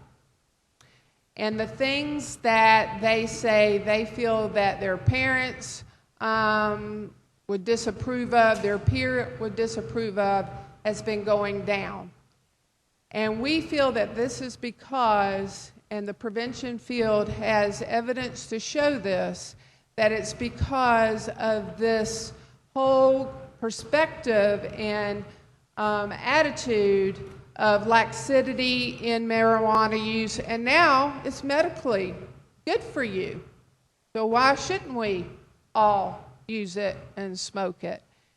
And so when you are in your debate, I just want you to consider the impact that this is having on all of the children of our state. Thank you. Gerstein, thank you for your testimony. Any questions, Ms. Gerstein? Thank you very much. We sure appreciate you spending the time to be here today. Okay, Jack Killoran. Jack is with the High Intensity Drug Trafficking Area Director for Atlanta, and we're glad to have you here today. And I'm sorry we're running short on time, so if you'll hit your high points. I'm going to hit the high points and move along. We appreciate you being here, Dave. Thank you for having me. I represent no constituency. I work with all federal, state, and local law enforcement in our designated areas, receive White House funding. This is a long way for where I spend my days as we try to bring some of these suffering families into the light, which is entirely laudable and compassionate, and we should proceed to do that. On the other side, I spend my time, our reputation as a center of activity for the Mexican drug cartels is where I spend most of my workday on the totally illicit side. I think from the comments that have been made and from comments from members of the panel, we recognize that all is not as happy in Colorado and some of the legalizing states as perhaps they anticipated. I've provided to the committee and invite you to peruse my counterparts in the Rocky Mountain HIDTA at rmhidta.org. They, most recently in August, have published statistical reports which provide data on issues like massive increases in drug driving, fatalities involving marijuana, the use rates among youth and adults, shortfalls in revenues. In essence, here were the promises that were made. Here is the data on how we're doing. And so as you continue to discuss, and as you know, as you continue to feel voices and interest in raising beyond what you propose, because what you propose seems very constrained, very narrow, for the best of reasons, and would seem eminently doable. And so if I had some points that I would make to do this quickly, one, in terms of the medical authorization or the recommendation of a physician, Colorado, those are good for 1 year. So if I were to receive an authorization for a marijuana-derived substance, at least in Colorado, that's good for 1 year, regardless of the nature of the condition for which the recommendation was made. I just offer that as a thought in terms of a medical practice. That seems a long period to do that. Number two, the number of dispensaries and the way they grow it, which I think, if I can, for the committee, is kind of the crux of the concern. You know, we would like to allow this. We'd like to bring these families into the light and give them access to the substance to help them, but restrictions in interstate commerce leave us, as I understand it, looking at the production of the product. At least one of the companies in Colorado has recently announced that they will be sending what they purport to be 30-to-1 proportionate cannabidiol oil to patients in Georgia or any of the 50 states. They are relying on a interpretation that may fall into a federal definition of a hemp-derived food product. And I would just notice, if someone could deliver a product, then perhaps it would become a matter of testing for you and assurance before it went into place. It is going to be very sensitive to authorize grows, but such is done in other places.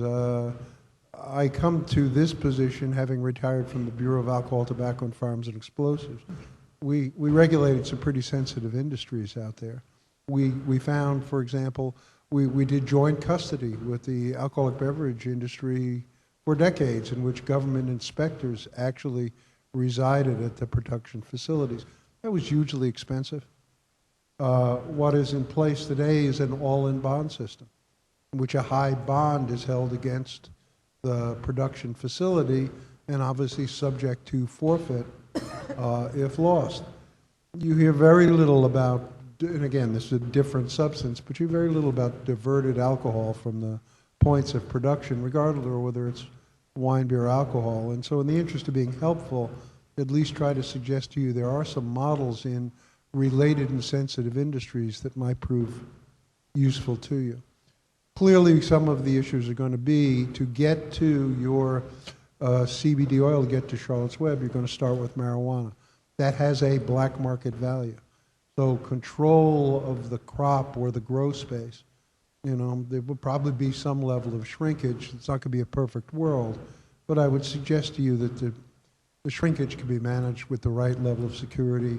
I would anticipate that, given you're trying to develop a particular strain, it would likely be grown in an indoor or hydroponic environment, which is even more subject to security of the premises. I think it's hard for a lot of my counterparts who've spoken about this, absent kind of, can we help you craft a bill? Gee, could you give us a bill that we could look at? But I think some of the issues that suggest itself are, what really is the scope of production that would have to be achieved to meet the market demand you anticipate in Georgia? I'm not thinking it's going to be that large. I believe Representative Peake, you mentioned maybe five locations. That's not exactly an overwhelming or diversified Colorado model where people can grow their own, people can buy it recreationally, people can buy it medically. That's a fairly constrained environment to do it, but it would need to be done. The means of production. In the end, what we're doing is we're taking a plant that has an intoxicant, tetrahydrocannabinol, and we're trying to reduce it down to a high concentration of cannabidiol or CBD oil.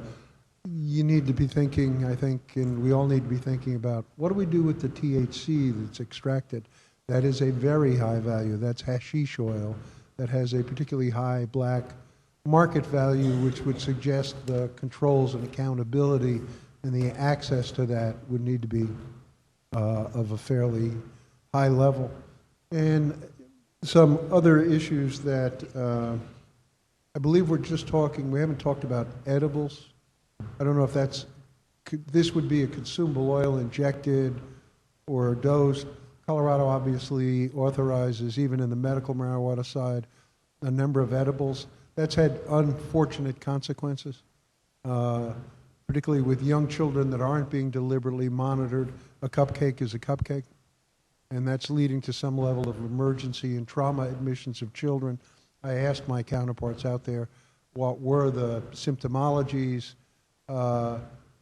basically either respiratory distress or an alarming and frightening unresponsiveness of the child to normal parental interaction. I think the proceeding, and I think others who will come, I think we're going to have to be thoughtful, as I meant, about the materials and the byproducts and their control.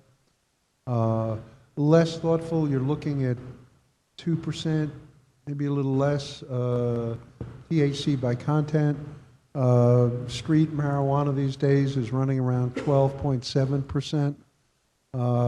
You're not competitive in the want to get high market with that product, which is going to suppress illicit demand for it. It's not going to be sought for that because it doesn't contain enough intoxicant. I think we'll need to be attentive to the families, particularly when we talk about the Dravet's and the epileptic syndrome. If a company in Colorado has announced they will sell product to these families, then others will. Some will have good intent and try to do it right. The state of Georgia would like to do this right and provide a safe product. Others will try and exploit those families in their distress by selling them whatever. That's nothing you can particularly do more about other than know that your law enforcement community knows that and is attentive to that and would respond appropriately. And lastly, and I think it comes out of the person who preceded me, we need to be careful about the messaging. There is an impact when we say medical marijuana. There's an impact when we say marijuana is legal, where the government somehow sanctions that it's good or that it has a good result for people. And I think from the front of this is very carefully crafted. You've worked in the bill introduced last year very hard to stay away from all that. It's still going to require some attention to counter messaging on the prevention side to those communities. We deal with school resource officers and others that deal with children. We're seeing an epidemic of pharmaceutical abuse in this country. We're experiencing in Georgia. When you talk to teens, they'll tell you, well, pharmaceuticals are safe because you get them from a doctor. And so that countervailing messaging to the community, we mean this refined, this specific, not a general blessing on those things will be important. And with that, those are my high points, and in any way that I can be helpful to the committee, I'm happy to do so. Mr. Keller, I tell you, that's great information, really. Thank you. That your expertise is I think, a great source. Did you have your comments in a form that could be distributed to the committee? Have you already done that? I did not. I was not asked to do that. Would you mind doing that? And no, I would not. You could follow. I think you and I have chatted by email. If you'll communicate. We shared by email. Yeah, I did some notes for myself, Yep. which I will expand and I'll submit to the committee. You gave us a .org address. Could you give that to us again? Yeah, the .org address, the HI. It's RM for Rocky Mountain, RMHIDTA.org, Okay. the www. Yep. That'll bring you to the Rocky Mountain HIDA, my counterparts for those of us in the Atlanta, Carolinas HIDA. Okay. They have a tab, reports. And as I said, they've recently looked at the issue. Obviously, Colorado is somewhat confusing because they moved through a medical and dispensary phase and then dropped legalization on top of it and clearly did not go back and kind of clean the battlefield for themselves. So they're struggling. That's. I tell you, you've given us some really good specific stuff that would really be helpful if you could communicate to us by email that we could maybe look at make sure it was in the bill. One thing you asked, you said authorization for 1 year, which is, I believe, that what is your sense was that was too long, that the authorization should be for a shorter period of time? Depending on for those of us, again, people are writing recommendations, physicians are writing recommendations because, as the doctor noted, their ability to prescribe regulated pharmaceuticals rests on them having a DEA registration number, which appears on their script pad. If they wrote a Schedule I substance, they're subject to having that authorization removed, which would make it difficult to conduct their practice. So the states have created a recommendation, a format, and there is actually a form. I'll put it in the presentation and share it with you. But I noted that the forms aren't like for 30 days, for 90 days, but are actually good for 1 year. Right, because I believe the red card, when an individual is given a red card, is authorized for 1 year. I believe that's the way it works in Colorado. Is that? Yeah, it's not pretty good. I mean, we talk and try to define things like a serious condition. Right. I think there's a general consensus. I've talked to the acting drug czar of the United States. When we talk, what I think many of us envision, truly dire circumstances, the suffering these families and these children. Cancer patients, people that are, you know, literally, we're trying to improve a quality of life in what may be a limited situation. Most of us, all of us, would support some form of compassionate distribution, even of Schedule I narcotics, in a limited way. Okay. Can I just ask one question? Are you based in Georgia, or where are you from? I am actually, I'm from New York, so I sound more like Vinny. I didn't understand. I've never heard of this HIDTA. Where is that based out of? Actually, there are 32 high-intensity drug trafficking areas. Under federal law, they are designated because the area poses a significant regional and national threat in the criminal trafficking of narcotics or attendant money laundering operations. I'm based in Atlanta. I actually am not part of an agency. I work for the controlling authorization of the HIDTA, is an executive board, which is the heads of the participating law enforcement agencies, federal, state, and local, and the federal and state prosecutors. Could you just, when you send in your statement, put that background so that we know exactly? Because I didn't quite understand. Yeah, I believe Mr. Claren was recommended by our state GBI folks, I think. I think they're the ones that recommended we get some input from you. So, any other questions? Mr. Claren, thank you so much. I appreciate you taking the time to be with us today. It's very, very good stuff. Okay, Chief Dennis Bell with the Peace Officers Association. And Chief Bell, we're glad to have you here. I believe you are from Comer, the city of Comer. Is that right? Correct. And we are running short on time, so I'm going to ask you to, again, hit the high points, and we're glad to have you here. I will do that. I appreciate the opportunity to come out and talk with y'all. The Chiefs Association and Sheriff's Association has said a lot that I was going to say already, but we do have a few things that I do want to say. Our organization's got around 7,500 members, professional and retired. It ranges everything from the director of GBI all the way down to our frontline officers that work patrol on the roads. When I got this handed off to me 3 weeks ago, I took the opportunity to talk to not only the administrators, but the frontline officers as well. Got just a few things that they said, and I want to pass it along to you. Peace officers are bound by the law the General Assembly enacts. Our role is to follow and enforce the law. This is the biggest problem that I had talking to the officers. What are we going to do with federal law? We're going to throw it out the door, you're going to make a mockery of it? What are we going to do with it? Because if we're going to do that, to me it's unethical to do that. We need to find out what we're going to do with our federal law. This is a medical thing that we come up with.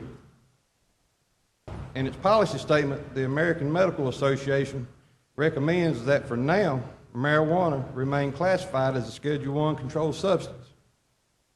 The government deems drugs in this category to have high abuse potential. No accepted medical use, and a lack of acceptable safety. Then again, the AMA sees enough promise to recommend more studies on the drug and urges the National Institutes of Health to implement administrative procedures to facilitate grant applications and to conduct a well-designed clinical research into medical utility of marijuana. I will tell you, everybody I talk to out here, we want to help these children. I talked with Mr. Peake a few times, and I've actually talked to a couple of families that are doing the same thing. They're going to Colorado. Some of their family members are having to go to Colorado. And I feel sorry for them. And I do think that something needs to be done to help these folks.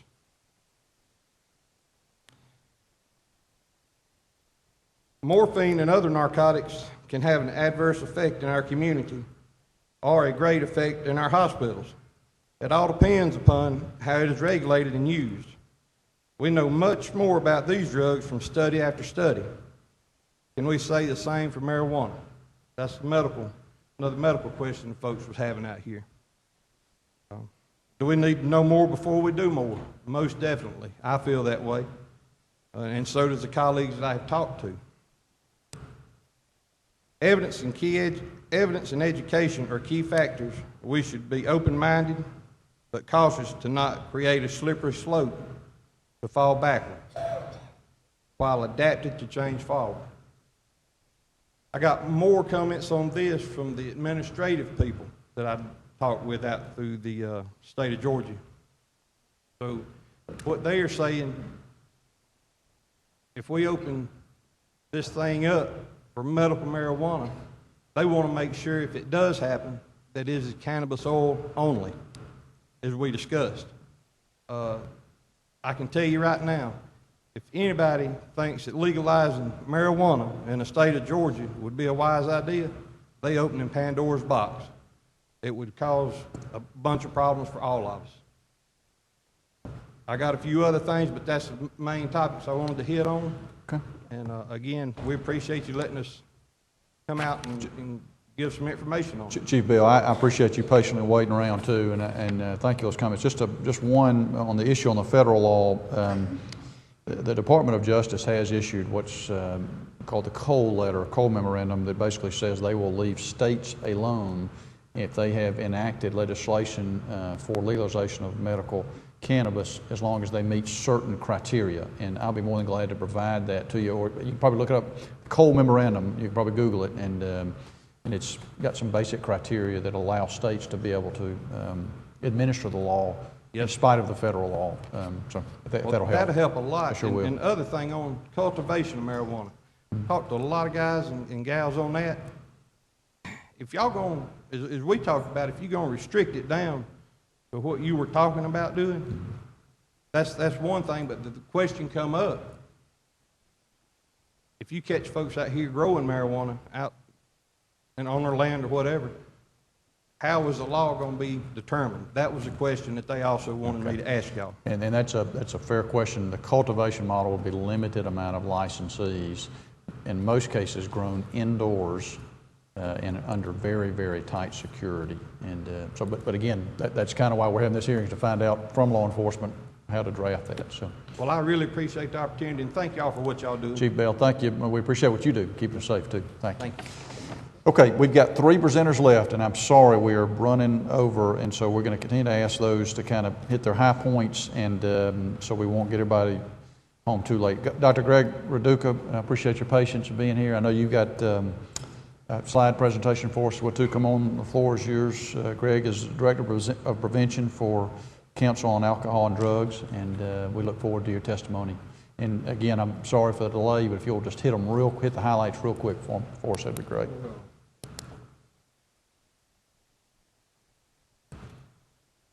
To the members of the committee, I believe he's got a slide presentation up top, if we can get it working. There it goes. I'm sorry. I will proceed through this quickly. Madam Chair, Mr. Chair, members of the committee, thank you so much for this opportunity to share with you our Council on Alcohol and Drugs. Our collaborative applauds your efforts. We recognize the very sincere, heartfelt desires that you all have to help these parents and help these children. Our council joins you in that effort. Thank you so much, Representative Peake, for the opportunity to have met with you to discuss these issues. We know how heartfelt an issue this is for you, and we so appreciate that. I've spent most of my life helping kids. I've been in the alcohol and drug field since 1976. My doctorate is from the University of Maryland. Institute for Child Study. I've been an alcohol and drug counselor in prior years. The last 28 years I've been with the Council on Alcohol and Drugs doing prevention work. And I apologize, I didn't know the logistics of the PowerPoint at the time, so I hope nobody gets a crook in their neck. Oh, you can see it there, wonderful, great. Our council has a 45-year history. We've been doing alcohol and drug prevention all that time. We've recently formed a marijuana abuse prevention initiative to prevent and reduce marijuana abuse in Georgia. We also want to prevent marijuana abuse in Georgia's workforce. We do believe there is a current gap between scientific understanding of marijuana and the public's understanding of those harms. And that's certainly not the public's fault, but prevention can change that. Our Georgia Marijuana Abuse Prevention Collaborative formed in March of this year. We already have 85 member organizations, 19 individual members. Our organizations we're a grassroots collaborative. The organizations are many and varied. They include universities, they include nonprofits like ourselves. One of the members is a maternal substance abuse project, because we also want to look at pregnancy in this picture. We're looking for the best of both worlds in every way. We want to be your allies. We want to work with you on this. We're available anytime, day or night, to help you. If we can provide any resources to you, we want to do that. We are not opposing Charlotte's Web Oil. We understand the need that these parents, these children are experiencing. We don't want to oppose Web Oil. Our consensus is also to support the governor's Epidiolex GRU program at the same time. We're looking at getting medical ingredients for those intractable epileptic seizures at the earliest possible date, while at the same time protecting all of Georgia's children from the harms marijuana can cause. Again, trying to get to the best of both worlds. One thing that is unfortunate is that Georgia students don't live in a bubble. We already have more Georgia high school seniors smoking marijuana than smoking tobacco. And as earlier witnesses have testified, there's a world of difference between the plant marijuana and the medicinal ingredients, which are so very helpful to those in need. It's incredibly important that we draw that distinction between the whole plant and the medical ingredients. Medical ingredients, so important, so vital, so crucial. I hope the feds will relax some of their research standards and open that up. At the same time, so important, when kids hear medical marijuana, they don't analyze that phrase. It is important for us to get our terminology such that we're not communicating the wrong message. Our mantra is 3 points that I think everybody would agree with. Nobody wants to see a teenager get stoned and try and drive. No parent wants to see their child become addicted. No employer wants to see their employees come to work under the influence of pot.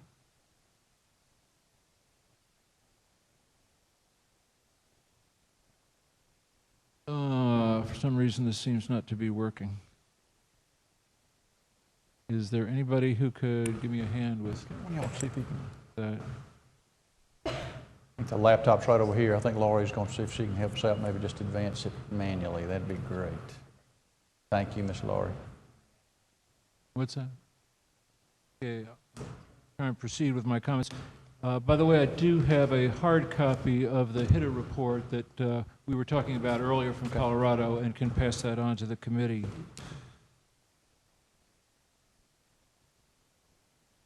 I think Laurie's going to get you taken care of here. There you go. Okay. Since January, I'm sure all of you have been dealing with this. We've been dealing with it. A tale of two motives. The compassion of this committee wanting to seek help for those in need. There's also the greed of Marijuana Inc. To be dealt with.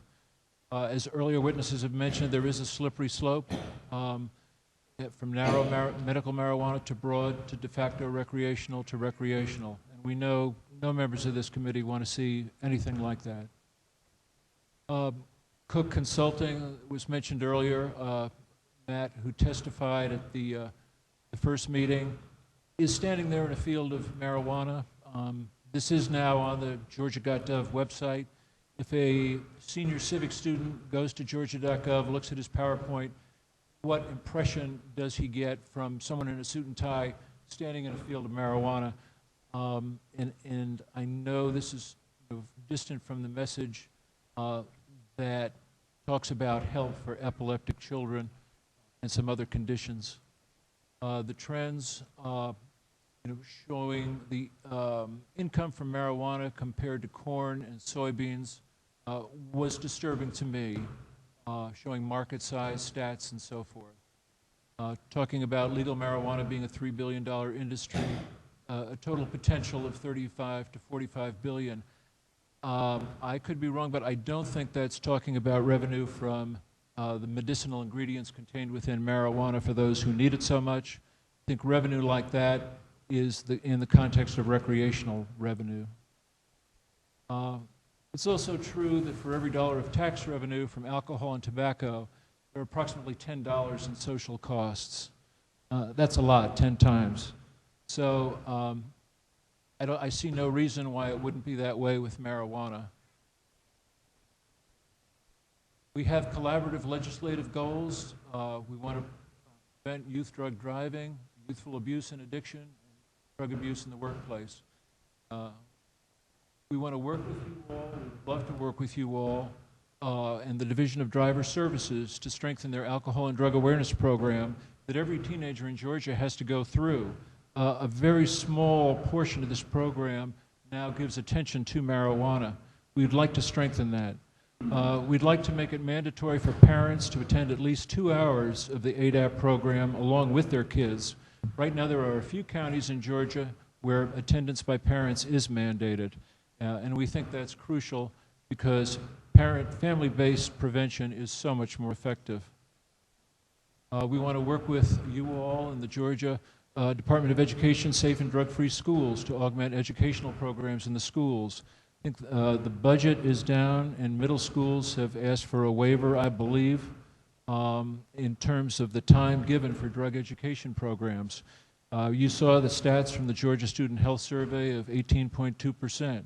We want to work with safe and drug-free schools to put more drug education back into schools. And it's certainly not their fault. The feds have greatly reduced the drug education funding by 47% in the last few years. We want to work with the Department of Juvenile Justice to strengthen educational programs for youth and adult offenders, drug courts. So many of these folks are definitely not criminals. They're addicts that have a chronic disease. So many of them need the help of a treatment program. They need education and not jail. In the workplace, we believe that every employee has the right to work in a safe, drug-free, work-free environment, that employers have a duty to maintain that environment. Wall Street Journal, there's the cost of a suit against employers, and it gets expensive. I'm not going to take the time of the committee to go through all the language, but just to say that we must be careful not to lay a groundwork that could serve as a catalyst for a very powerful industry to lobby for broader uses. We have to be very careful about the infrastructure we set up not being taken over in future years. Fortunately, all of you can't be in office forever, and we don't know what changing times might bring. We look at California, Colorado, Washington having gone down the slippery slope. We also look at other states like Alaska, Hawaii, Oregon that have gone down that slope to some extent. Very troubling is Amendment 2 in Florida. 250 miles away from us, if that passes, it means de facto recreational legalization, as if it were the law. Amendment 2 allows anyone of any age to use marijuana for any medical condition. To me, that's real scary. It's a state that's contiguous with us. Worries me what's going to happen in South Georgia if this passes. There are some very powerful folks trying to get this passed, and when some big money came into the picture, that's when Florida things really started to flow. Our collaborative is opposed to the legalization of recreational marijuana. It's not in the best interest of the children or adults of Georgia, as you know, and I know you agree with me on that. And I'm not going to go into the survey that we've done. I believe that's in my comments. Thank you so much. I think that says it all. So. Okay, Dr. Raduca, thank you. I appreciate you going through that quickly. I hope we didn't shortchange it anyway. I know you provided that information to us. Is that correct? Yes, I have. Okay. Make sure. Yes, sir. Senator Thompson. I go to your website, this livedrugfree.org. Can I find out who your member, because the information you gave me doesn't say who your member organizations are, who supports y'all, and it's just because you talk about Marijuana Inc., and then you'll hear the other side, and there's always another side, and we can sit here and have testimony, and we can both try and scare each other that, Big Pharma's on the other side, that they don't want anything ever studied, and so on and so forth, because they don't want people finding non-patentable ways of treating medical problems because they can't make a lot of money at it. And so, we've got to keep truth in advertising on all sides. Am I going to be able to find out who's behind your organization if I go to this website? Absolutely. We're very transparent. I'm glad you asked that question. Our council takes no money whatsoever from the pharmaceutical industry or the alcohol industry. In fact, for the last 4 years, we've had a statewide prescription drug abuse prevention collaborative. Senator Unterman has presented at that collaborative meeting, and we take a very strong stand against prescription drug abuse. And I also forgot to mention. I just don't know your organization that well. Yes. And there are concerns on all sides. We can put up a bunch of slides one way, and it'll cure everything that ails you. If I read one person, if I get high times or something like that, it'll cure whatever ails you. And then on the other side, just looking at a pot plant apparently with a guy in a suit is going to make my child an addict. And I just want to make sure that we stick to the facts about what is appropriate, what is not, what do we need to leave folks that have the initials by their name, what don't, and where is it coming from. And so I just wanted to know I could do to get that, because I if I were to read this, and it's a very well done presentation, but I would say, well, then why is alcohol and tobacco illegal? And I think Senator Unterman and I were here just to raise the tax on tobacco 25 cents. Talk about money. Okay, when Big Tobacco came in the room, it was like there were not enough Gucci suit manufacturers here to supply all the folks that were down here. I mean, that's the way it was during the shoes, sorry. Shoe manufacturers to supply them. And so, I just want to stick to what's, rather than stick to alarm bells, let's stick to, what's medically appropriate, what does need to be researched, what safeguards need to be done. And yeah, I'm always suspicious. I was always told follow the money, So I appreciate that you said they all don't take money from pharmaceutical companies. I just wanted to know more about your organization, because it's no offense, first I had heard of y'all. Okay.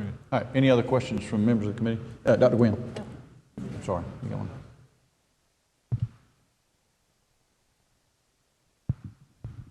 Yes, sir. Thank you for testifying. Your handout you have here says in bold that you are taking a, quote, both/and approach to supporting Governor Deal's approach. Could you define that, please? Yes. We do not want to oppose the parents getting the oil that they need so much for their children. At the same time, we're very supportive of the governor's approach. We'd really love to see alternatives to cultivation have a chance to play out. We'd like to see the governor's plan to get marijuana from the Nida Farm in Mississippi sometime, to see if there might be any chance of getting it that way. I think the Stanley brothers have a mail order program of 0.3% THC. There's also a federal law that's in process, I believe it's 1556, that would also allow for 0.3% THC oil. So we're hoping that some of those alternatives will play out prior to looking at the cultivation option. Are you in support of 885, which limits it to studies within the state, or would you grandfather or in some way allow cannabidiol or other products to be used concurrently while that is being studied? Well, I know that 885 in some ways is no longer in existence because that number will be changing. What we're in support of is the parents getting the oil that they need, not opposing that. Outside of studies or within the purview of a study within the state? we'd have to talk about the definition of study. A clinical research trial. Yeah, very much in support of the federal government, and Nora Volko, who's the director of the National Institute on Drug Abuse, is also in support of this, loosening some of the research regulations around Class 1 substance so that we can look at the oil in more depth. But, you know, again, the particulars would have to be worked out because I know medical schools are under restraints because of their federal grants. I don't mean to belabor it, but I'm just trying to say, okay, let's say that oil is available by some process. Would you advocate that we concurrently, while we're doing the study, the clinical research trials under controlled, double-blind, placebo-controlled trials, would you also advocate during that time that other methods, that patients may receive this in other ways, or would you say that that would be not what you would advocate? When you say the double-blind placebo trials, are you talking about Epidiolex? Yes. Okay. Well, we're not in support of Charlotte's Web oil per se. We're just not opposing it. So we're not a medical agency. I think we'd look to others to answer that question of just what would happen with Charlotte's Web oil. I don't mean to avoid your question, but I think other agencies would be better qualified to answer it. Thank you. Dr. Duca, thank you. Let's just double check. You have provided your slide to our committee staff, is that right? Yes, I have. Okay. Listen, your organization, we understand the position. You're doing great work of trying to keep kids off drugs, boy, and we applaud you for that, off alcohol use and drug abuse, and we applaud you for that. And thank you for the good work that you're doing on that. And I thank you for being here today. Thank you for your time. Thank you so much. Okay, last two folks. Danny Porter, you've been great to hang in here. Major Neil Franklin, don't go anywhere. I'm sorry it's taken so long. These things sometimes kind of drag on. I know Danny Porter, he'll get straight to the point. DA from Gwinnett County, we're glad to have you here. Thank you for all the work you do at the state capitol and giving us input on issues that we need good education on. And if you'll hit the high points here for us, Mr. Porter, it'd be great. Thank you, Mr. Chairman, and to the members of the committee, thank you for inviting me. I am going to hit the high points because some of them have already been hit, and the concerns of the prosecutors of the state have already been made clear in the discussion about House Bill 885. I testified on that. Our position as an organization has not significantly changed, except to the extent that as we predicted and as we were concerned about last year, I don't even want to refer to it as medical marijuana because I think that starts us down the slope. Because this is not, if in fact the claims are true, this is not medical marijuana. It is a medicine derived from marijuana in the same way that morphine is derived from a heroin or from an opium poppy. So I think it's a mistake to start to talk about it as medical marijuana. If we're going to talk about this medically, we should approach it. And to that extent, we would offer the New York solution, partially because the people who are proponents of legalization hate it. And it is a strict control of a medically approved substance to patients of limited diagnoses administered by licensed professionals. No different than if you were to prescribe, as I am prescribed, since I had back surgery a week after the session ended, and I am on a continuing prescription for medication by a physician. Now, I guess my wife could give me the pill, but I have to get it from a pharmacy under control at limited quantities. And so I think the first thing that we have to understand is that the prosecutors of this state have no interest in depriving the citizens of this state of legitimate medical care, with the emphasis on legitimate. Second thing that we have to understand is that anything we do in this state, despite the Cole Memorandum, which Mr. Kaloran had, and actually Mr. Kaloran works for me, I'm on the executive board of HIDA, and it is a drug trafficking funding it is a drug trafficking enforcement funding mechanism set up by the federal government. And he gave me his copy of the Cole Memorandum, which basically said we're not going to enforce what we're already not enforcing, which are the marijuana laws on the state level. But you have to understand that in the end, this is a violation of federal law. What we are contemplating is a violation of federal law. Distribution of marijuana is a violation of federal law. And in 2017, a new president, or in 2 weeks, a new attorney general could change all of that. So there is a certain amount of walking the high wire here. The Cole Memorandum does say that the feds are not going to come in. And doctor, to answer your question, if you were to prescribe a cannabis-based product today, 2017, you would be subject to prosecution because the statute of limitations has not run at that. You would be subject to prosecution, subject to losing your DEA certification and all the other consequences that go, regardless of what this state legislature does. That's point number 2. Point number 3 is, if history has taught us anything from the other states, this is not the end, it is only the beginning.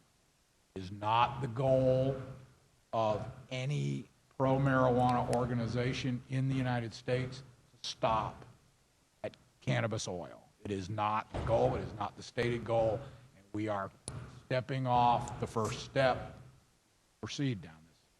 So I think there are some very specific things that we wanted to talk about. We have talked to prosecutors in Colorado, where basically they have control of the recreational issue, but their medical issues are exploding. They've had an increased rate in DUIs, or essentially the DUIs. They've had catastrophic lab fires that have resulted in the death of individuals and children. They've had an increase in their emergency room admissions, all on the medical side. So I would caution you that Colorado is not the path that we want to take in terms of medical marijuana for a number of reasons. First of all, I think we also can make the analogy of our own experience in this state with video poker. We started out with the entertainment value, and eventually everybody's kind of thrown their hands up on video poker, and that's the path I think this is going to be. Our specific suggestions are that the referral, specifically the form in Colorado, is essentially the same as going to a doctor and having that doctor write painkillers on a prescription pad, and then I get to go to the drugstore or to the pharmacy and say, well, I think I'll try Vicodin today. If that doesn't work, I get to go back and say, I think I'll try Lortab tomorrow. Or if that doesn't work, because their dispensary system allows the prescriptee to choose the type of marijuana that they want to receive based on the medical referral. So we have to be careful. Although law does not permit a prescription, we're going to have to restrict the referral process to essentially the equivalent of a prescription. Can you just stop right there and explain that further? I don't quite understand it.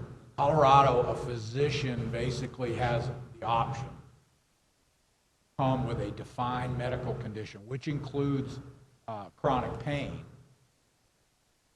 and a number of other medical conditions. Basically, the referral is the equivalent of saying, yes, I think marijuana might help you. Then you take that to a dispensary, which are privately operated but licensed businesses within the state, and then you choose the type of marijuana, either based on the recommendation of the clerk behind the counter, but doctors don't make recommendations. I don't understand what types of marijuana. There are different strains of marijuana. Okay, just like and you're talking about different levels of THC in it? There are. Different strains of marijuana have different levels of THC. They have different types of, they have different potencies. They're different, they're ingested differently. They can be brought in as edible products. They can be brought in as vaporizer products. They can be brought in as oils that are rubbed into the skin and absorbed through the skin. I guess what I don't understand is when you get a prescription from a physician, it tells you a certain milligrams. Correct. And that's what you get. Correct. You don't get a choice to go and get 10 extra milligrams. So why in Colorado did they choose to? Because the legislature chose to write the statute in that manner. To give them that leeway. Correct. So where is the liability on the person that sells it? Did they write that into their code? Because if you overdosed on it, or if you went out and you drove a car and you had the accident? That's one of the problems that Colorado is having with the control of their medical marijuana, and it's really twofold. Number one is they don't have a per se standard, which is one of our recommendations for driving under the influence of marijuana. They don't have that. They have an impairment standard and a proof of impairment. Second thing that they have, and in fact there is a current employee liability case that is going to court in federal court in the next week or so, where the conflict between federal law and Colorado medical marijuana law is, and it is medical marijuana in Colorado. I mean, it's weed. It's, you smoke it, you buy it in a plant form. So the medical marijuana law and the federal employment laws, because a person who claimed to be on medical marijuana was terminated in a drug-free workplace, and there's a lawsuit going on that will go to court. So let me just ask one question, because I'm afraid if you go on, I won't remember the question. The liability issue, there is no immunity from liability. That's what I wondered. For dispensaries in Colorado. So when you said it was subjective, the telling if you've had marijuana, do they not take a blood test? Is that not written into their law? No. Well, they can measure the amount of THC in your bloodstream. I know, but it's not written into it? There's no presumption that says, like our .08 presumption, there's no presumption that says at a certain level of THC, you're impaired. Are there scientific studies that delineate that, or? There are some. There have varying levels. And what our suggestion is that we do what Washington, which is set a per se standard based on a THC. So you have that? Is that held up in court? We have the information that I can get. It has held up in court? It has held up in Washington. That's what I'm talking about. But I don't know whether it can go into a federal. It's been up in Washington.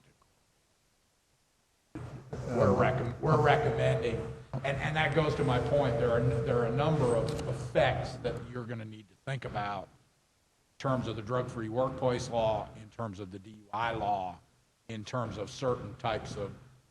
I didn't think about the liability, but there may be a dram shop type law that you need to think about. I'm going to piggyback off of Senator Enderman. Are you going to give us a recommendation of what you think the percent of THC, what that quantitative amount should be that would? We're having a DA's meeting tomorrow and the next day, and by Monday I should be able to get that. We had testimony from an individual at the last hearing who said anything below 2% doesn't 2% of THC does not provide any impairment. A lot of the factors are body weight and so forth. But that's kind of where you're going, though, is to be able to give us something? I'm actually going to what would the THC level be in the driver, not in the substance. Because you can drink 3.2 beer. That makes me sound really old-fashioned. 3.2 beer, for those of you who don't know, is beer that was sold on military posts, and it's low alcohol. And you can drink enough 3.2 beer to get drunk. You can drink enough, so. Right.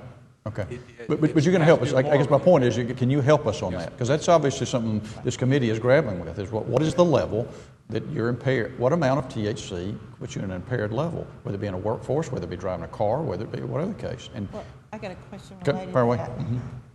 My question is, if you write for the oil and you only write for less than 18 years old, none of that would be, or 16 years old, none of that would be applicable, right?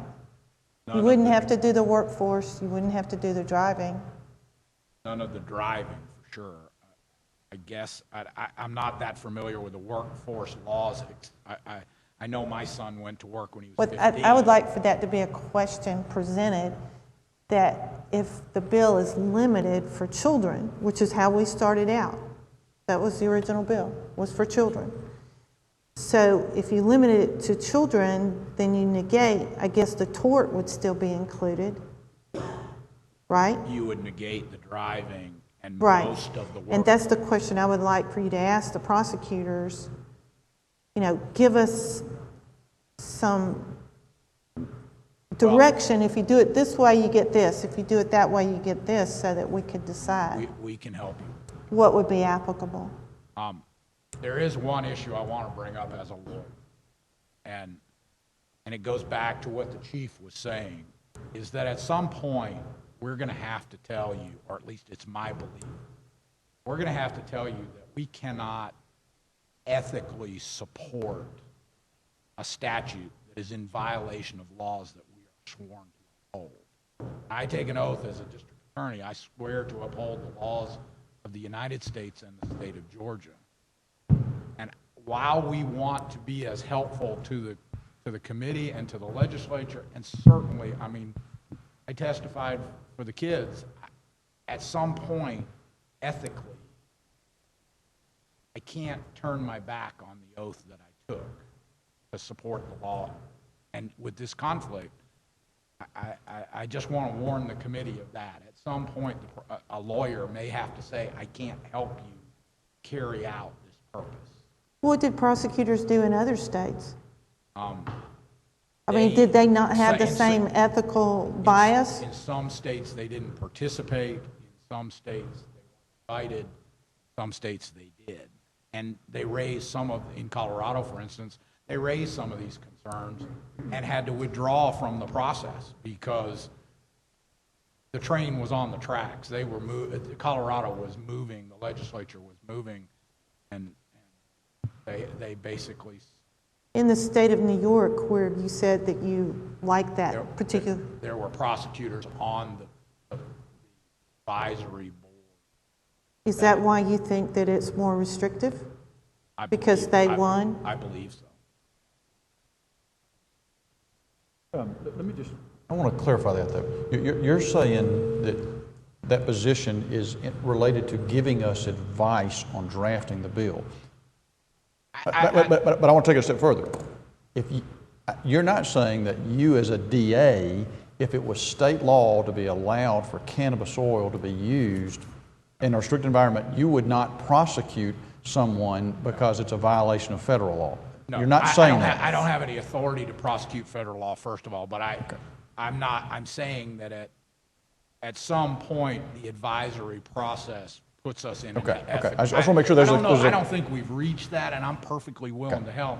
But I just, every day we step further into the pit, I have to think about that. I just want to make sure we delineate that there's two different, you're talking about two different things, right? Okay, right. Prosecute anyone. Okay.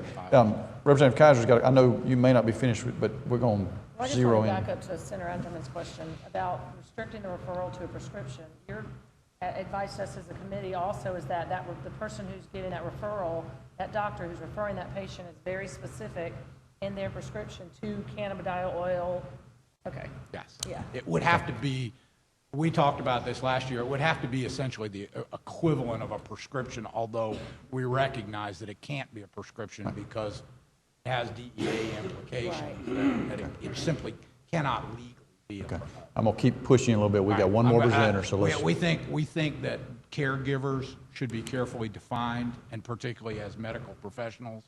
We would ask that if there is going to be a manufacturing process, that it be physically secure and it create a product that can be measured and duplicated, that we set a medically accepted dosage unit and strength or concentration standards for different conditions and different individuals, that we ban the butane extraction method and ban private production of the oil, regardless of the THC content, that we limit conditions that can be treated with this oil, and that we ban off-the-books treatment. For instance, Botox is used in a number of FDA-accepted ways, but it's also used extensively off the books by doctors, and that should be a crime. We should limit the cannabis oil to the defined conditions and ban and make a criminal offense off the books use.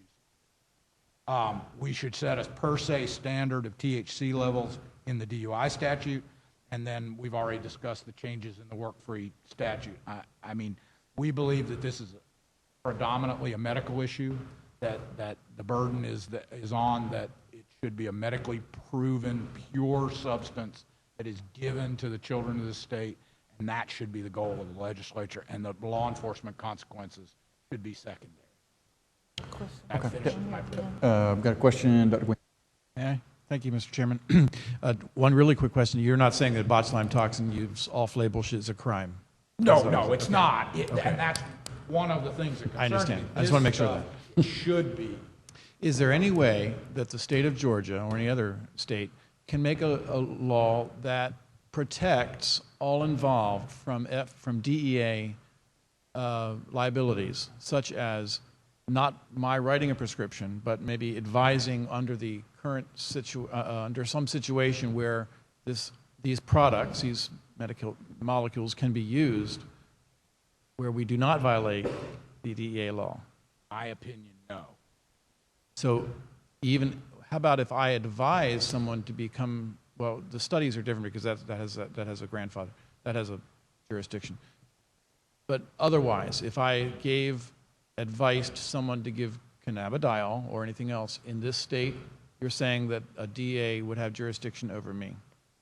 Well, then If I it becomes a question of proof, evidence, not of whether or not you Or have someone who engaged in- dispensed it.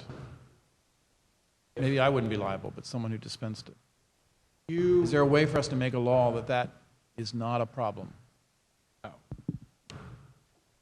I mean, that's the short answer. The rest of it has to do with whether or not we could prove that you were a participant in a criminal act. But under a theory of parties to the crime, if you are the physician that refers the patient to the dispenser, you're as much a part of that conspiracy as the person who actually gives it. But even if it was state law, that There'll could be do. a violation of federal law. Right, okay, but again, it kind of gets back to the question of, would any DA in the entire state take action against a citizen of our state who was violating federal law, but it was legal under state law? No, but a United States attorney. Right, okay, but a DA of this state, DA you would not, wouldn't have the jurisdiction. 49 DAs we got in this state, we wouldn't anticipate that any would. Is that correct? Well, we can't. Right. I mean, it's not a question of If whether it's we state would or law, wouldn't. you cannot be arrested or prosecuted. That's not, I hate to quibble over single words, but I'm a lawyer. But yes, you can be arrested, but it would be for a violation of federal law. That's correct, right, okay. And if this law were to pass, no police agent could arrest you for the possession of the oil, and you couldn't be prosecuted if it was authorized by the law. Right, okay, I'm sorry, Dr. Nguyen, I didn't mean to interrupt. Was that all your questions you had? Okay. I had a question about that too. My question is, if you change the law on tort and you set up a standard, would it change other types in medical liability and providers? Are you setting a precedent that would set up court action to say you did it as this example? Does it affect others? Senator, you're way beyond my area of expertise. That's better left to a better lawyer than I. Well, don't you agree that needs to be looked at? It's certainly, I think the echo effect of changing these laws as it pertains to workplace, being drug-free in the workplace, and the possibility of liability while intoxicated would probably have reaching effects that would reach out to the dispensaries and to the prescribing physicians. But I'm not familiar, I mean... Well, my main concern is for the providers. I mean, we have enough problems in the state of Georgia with providers and protecting providers and the tort system that we've developed and worked over the years to continue to develop, and is still evolving. But my question is, are you setting up something that is going to harm that system in the future?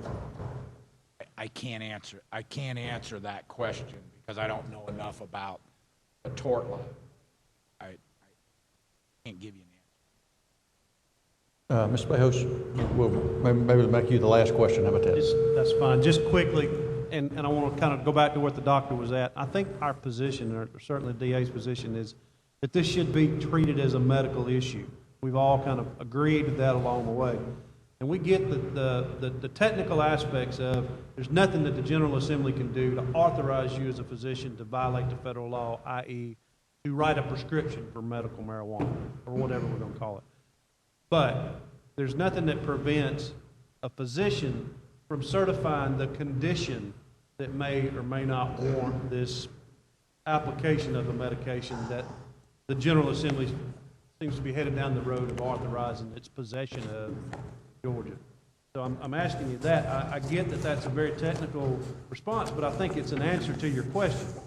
If there's a physician involvement in this so that we certify the condition as a bona fide medical condition as a prerequisite to getting to this oil, does that not give the doctor some maybe off the hook from violating the federal law? You asking the question or are you stating? I'm doing both. I'm making a statement of a, maybe we just got to make clear what the doctor's role in this. If the doctor's not being asked to actually write the prescription for a Schedule I substance, but to certify the condition, and that the legislature has otherwise determined that certifying that condition will authorize the possession in this state, is that not where we're headed? That would be a way. Right. I believe the federal government has allowed a mechanism for that to happen, which this bill last year addressed very well, I thought. And because they allowed this sort of investigation to go forward. Well, I don't want to split the hair too fine, but it's not that they allowed it, that they said they wouldn't do anything about it. There's a big distinction. It's not an authorization. It's a, we're going to turn a blind eye. Right, but they made that clear. As long as there is a state regulatory scheme in place, it does not further the ends of the national drug policy to prosecute marijuana cases that are prescribed for, or that are referred for medical reasons. That's actually what the amendment says. So it's not authority. It's just we're not going to do it. Mr. Porter, okay. Real quick question. I know you don't have the package materials in front of me. It looks like, and I could be wrong, I'm only looking at what's been given to me, but states have been legalizing medical marijuana. Looks like it goes back to '98. So that goes back to the Clinton administration, the entire administration of George W. Bush, even when about as conservative of an Attorney General, John Ashcroft, was there for 4 of those years. Are you aware of them going after doctors for in these states that have legalized it? Well, just for simply certifying a diagnosis. That's basically what you're saying.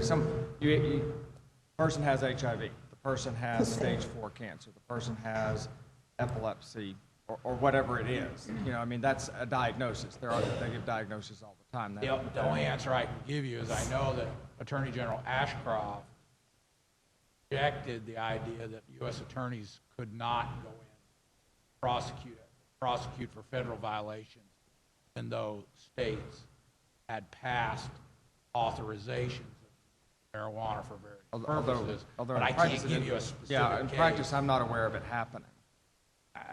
I don't know that we would. I mean, you and I can get on, like, we're both lawyers, and we can get on Lexis, but I'm not aware of it. You can get on Lexis. I still use books. Oh. Mr. Porter, thank you. I have one last okay, sure. My last question is about Dr. Raduca's slide about the slippery slope, that when you start out with medical marijuana and, you know, it transgresses all the way down to recreational marijuana. I was just wondering, at your national meetings that you go to, is that a concern that gets brought up when you have your meetings nationally, of looking at states and the decriminalization and the legalization? Is that an issue, or is it not an issue and it doesn't get brought up? Senator Unterman, there are a variety of national organizations for prosecutors, none of which I'm a member. So I don't go to national meetings. I don't. But we do get information from there is a growing concern amongst prosecutors that the states that are going to experiment with this try and get it right, because we know some of the states didn't get it right. They're suffering the consequences. So that discussion is going on, and we're bouncing ideas off, particularly the Colorado prosecutors, as to what can be done better, and that's the basis of the recommendation that we're making here. We're trying to raise a cautionary flag about not going down certain paths. So that's where we got most of the recommendations. And in discussions with other prosecutors, I created this. So in other words, let's get it right. That's the word. I mean, we said that last year. If we're going to go down this path, let's get it right. And understand, I mean, I don't disagree with the motives of a previous speaker. This is not the end. Right. Okay. Ms. Porter, thank you. You've been a great asset for us at the Capitol, to all of us on a bunch of different issues, and in particular you were to me last year, and I'm grateful for that. We would like to get that information, if you can, those points to me or to one of the staff, so you can get it to the members of the committee. Can you do that? Specifically the per se DUI. You gave lots of good points to make sure to include it, and I think they were all really good stuff. So can you make sure that you include that to us? Sure. And we'll look forward to having you. Can I ask for one other thing? Yes. Could you also include your recommendations, because we keep hearing over and over about caregivers. Do you have any thoughts on that? Because, I mean, I certainly don't want the person caring for my mother-in-law with Alzheimer's to go and be the person who is making those decisions. So well, you don't want what happens in Colorado is that caregiver decides to give your mother marijuana and then grows the plants and gives her them. Yeah, and most of the time that caregiver scenario is in a model where there are multiple caregivers, thousands of caregivers throughout the state, and that's kind of not what we're looking at model for Georgia. Thank you, Mr. Porter. I appreciate it so much. Okay, Mr. Major Franklin, and the members of the committee, hang in there with us. Major Franklin has come a long way to testify for us today. I'm sorry we've taken so long and longer. We appreciate you being here, and we're going to ask you to kind of hang in there, hit the high points for us real quick, and so we don't lose everybody. So you got it, Senator. Thank you, Major Franklin. Tell us a little bit about your background too, real quick. Sure. Thanks for having me, co-chairs. I appreciate it. Distinguished panel, I really appreciate this conversation that you're having. It's extremely important. This is a very, very important topic, and I just wish that more state legislators around the country would hold these types of forums so that people can become educated regarding all aspects of this policy. So thank you for that. So far, 23 states plus D.C. have moved forward with medical cannabis, which says something in and of itself. So I also come from a place of public safety, right? A place of saving lives and making the country safer, a safer place for us to work, live, play, worship. Just so you know, I have a 34-year law enforcement background. I retired from the Maryland State Police in 1999 and went on to 2 other agencies. Currently, I am the Executive Director for Law Enforcement Against Prohibition. So I worked the road, I worked undercover, I've worked in drug enforcement for a very long time. I was the Regional Commander for the Maryland State Police of the Bureau of Drug and Criminal Enforcement, and I commanded a number of multi-jurisdictional drug task forces, so I do have an extensive law enforcement background on this topic. But when I left law enforcement, I started to begin developing another significant background, educating myself from a completely different perspective. That's a whole other story as to why, so let me get to the points of what we're here for today. I'm probably one of a very small list of law enforcement professionals who has traveled the entire country and outside of the country, state by state, to actually see for myself what this is all about. I'm not a doctor, I'm not a medical practitioner, I'm not a medical cannabis patient, and the medicinal benefits of this topic that those receive need to be addressed by the patient, their family, and their doctor, people who have had experience with this issue. That's one thing that I learned. I want to address the need for a safe, reliable, and crime-free access by those who are in need. There's also been a misdirection, which I've noticed, a misdirection of our law enforcement resources, limited law enforcement resources, especially during a time of tight budgets. Marijuana possession arrests have skyrocketed in this nation over the past 2 decades in a ballpark of somewhere around 700,000 a year. And that's just arrests. I'm not talking about any other crimes thrown in with that, just to be clear. Many arrests are people who should be patients or people who are patients. Limited resources that should be going towards education and treatment reference drug abuse. We still have most of our resources in criminal justice, policing, courtrooms, and prisons, and education and treatment is extremely low. We already know, study after study indicates that education and treatment are much more effective in reducing drug abuse in this country. That's no secret. People needing this medication should not be forced into obtaining it from a dangerous illicit marketplace, which is dangerous for the patient because of crime and product safety, is which you've mentioned here also today. Also, it continues to pump millions, if not billions, of dollars into the hands of violent criminals who maintain the illicit trade and the cartels and organized crime. And that needs to change because they use that money to buy guns, they use that money to further other criminal enterprises. That's no secret. There has not only been decreases in crime around dispensaries in states where medical cannabis policies have been existing for a while. These states also have lower rates of opiate-related overdose deaths compared to states without medical cannabis policy. That is significant. That's what I want to see, lives being saved. Because what I'm learning is that medical cannabis is a substitute for opiate medications by many patients, and it's making a significant difference in saving lives. Additionally, in these states, studies have indicated lower rates in vehicular fatalities. Now, you've heard some testimony about more people being arrested. That may be true because we're now really looking, and many of these states are training more of their police officers as drug recognition experts. And that's what we should be doing. We should be out there on the highways, stopping cars, finding people who are impaired by any substance, by any drug.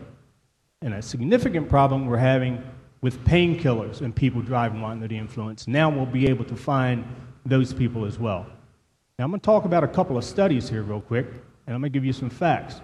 According to a University of Chicago study, by the first full year after coming into effect, medical legalization is associated with an 8 to 11% decrease in traffic fatalities. The impact of legalization on traffic fatalities involving alcohol is larger and estimated with more precision than its impact on traffic fatalities that do not involve alcohol. Legalization is also associated with sharp decreases in the price of marijuana and alcohol consumption, which suggests that marijuana and alcohol are substitutes. Now, don't misunderstand me. As I said, driving while impaired on any substance, well, first of all, it is illegal, and it will always be illegal to do so.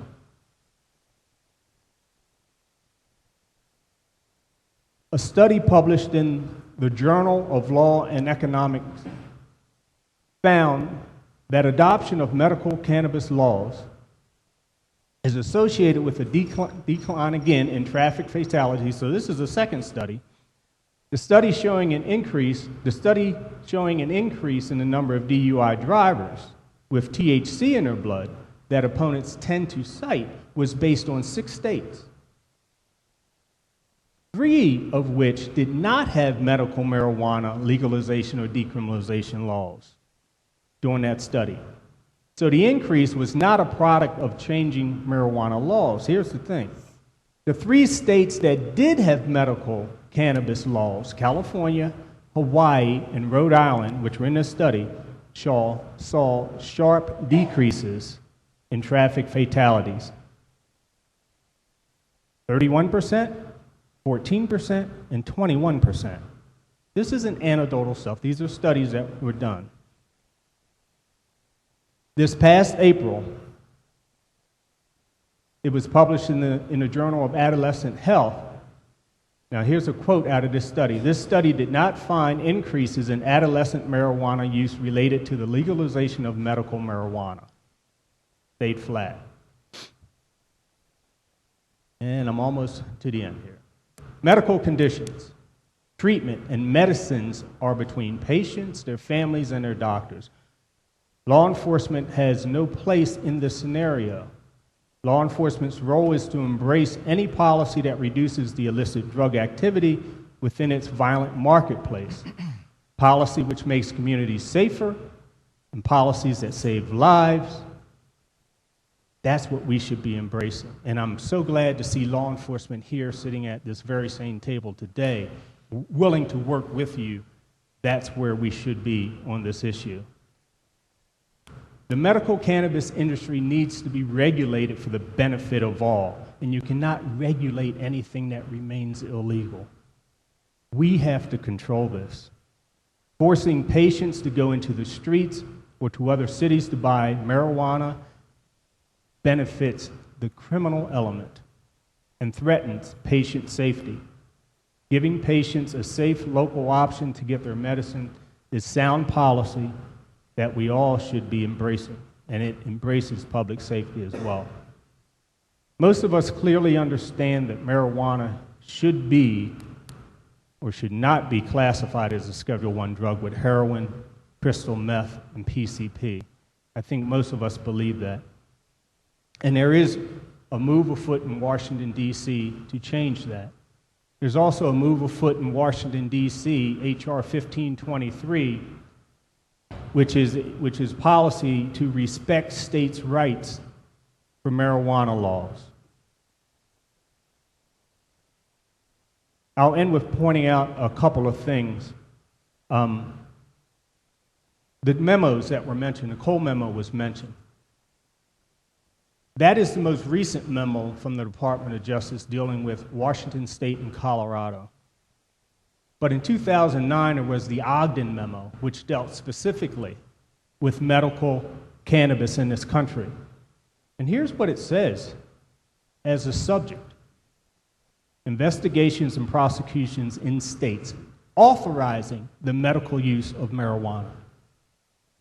So that's the Ogden memo. And just a couple more things. You also talked about the THC levels, 5 nanograms. It began in Washington State when they legalized for recreational use. That was part of their initial policy. And since then, Colorado has adopted that. Now, there still needs to be a lot more studies done regarding the effects of and how much at what levels in your blood system constitutes impairment. And that will happen, especially as we're moving to change these policies. It really opens up the door for us to do the studies that are needed, because you know what? People are always going to be out here driving while under the influence of marijuana unless we launch some huge, which we should, educational campaign. But we know we're still going to have it. But the studies still need to happen so that we can find the answers to those questions. So in closing, again, I just want to say, if we, the people, you, as our leaders in the state of Georgia and other states around this country, do not regulate this industry that has been here forever. It's going to be here. If we don't regulate it, then who? I think you know what that answer is. Thank you. Major Franklin, thank you. Appreciate it. Hang tight for just a second. Are there any members of the committee that have questions for Major Franklin? Thank you for your patience. Oh, I'm sorry. Representative Gravel? Yes, sir.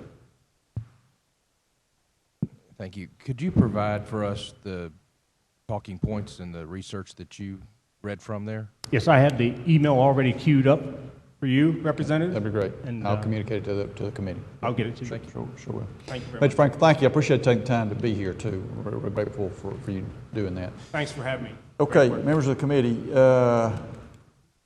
obviously, as we've seen today, this is continues to be a very passionate issue. A lot of passion on both sides, but I think we're getting some really good information to prepare us for looking at what we do next session.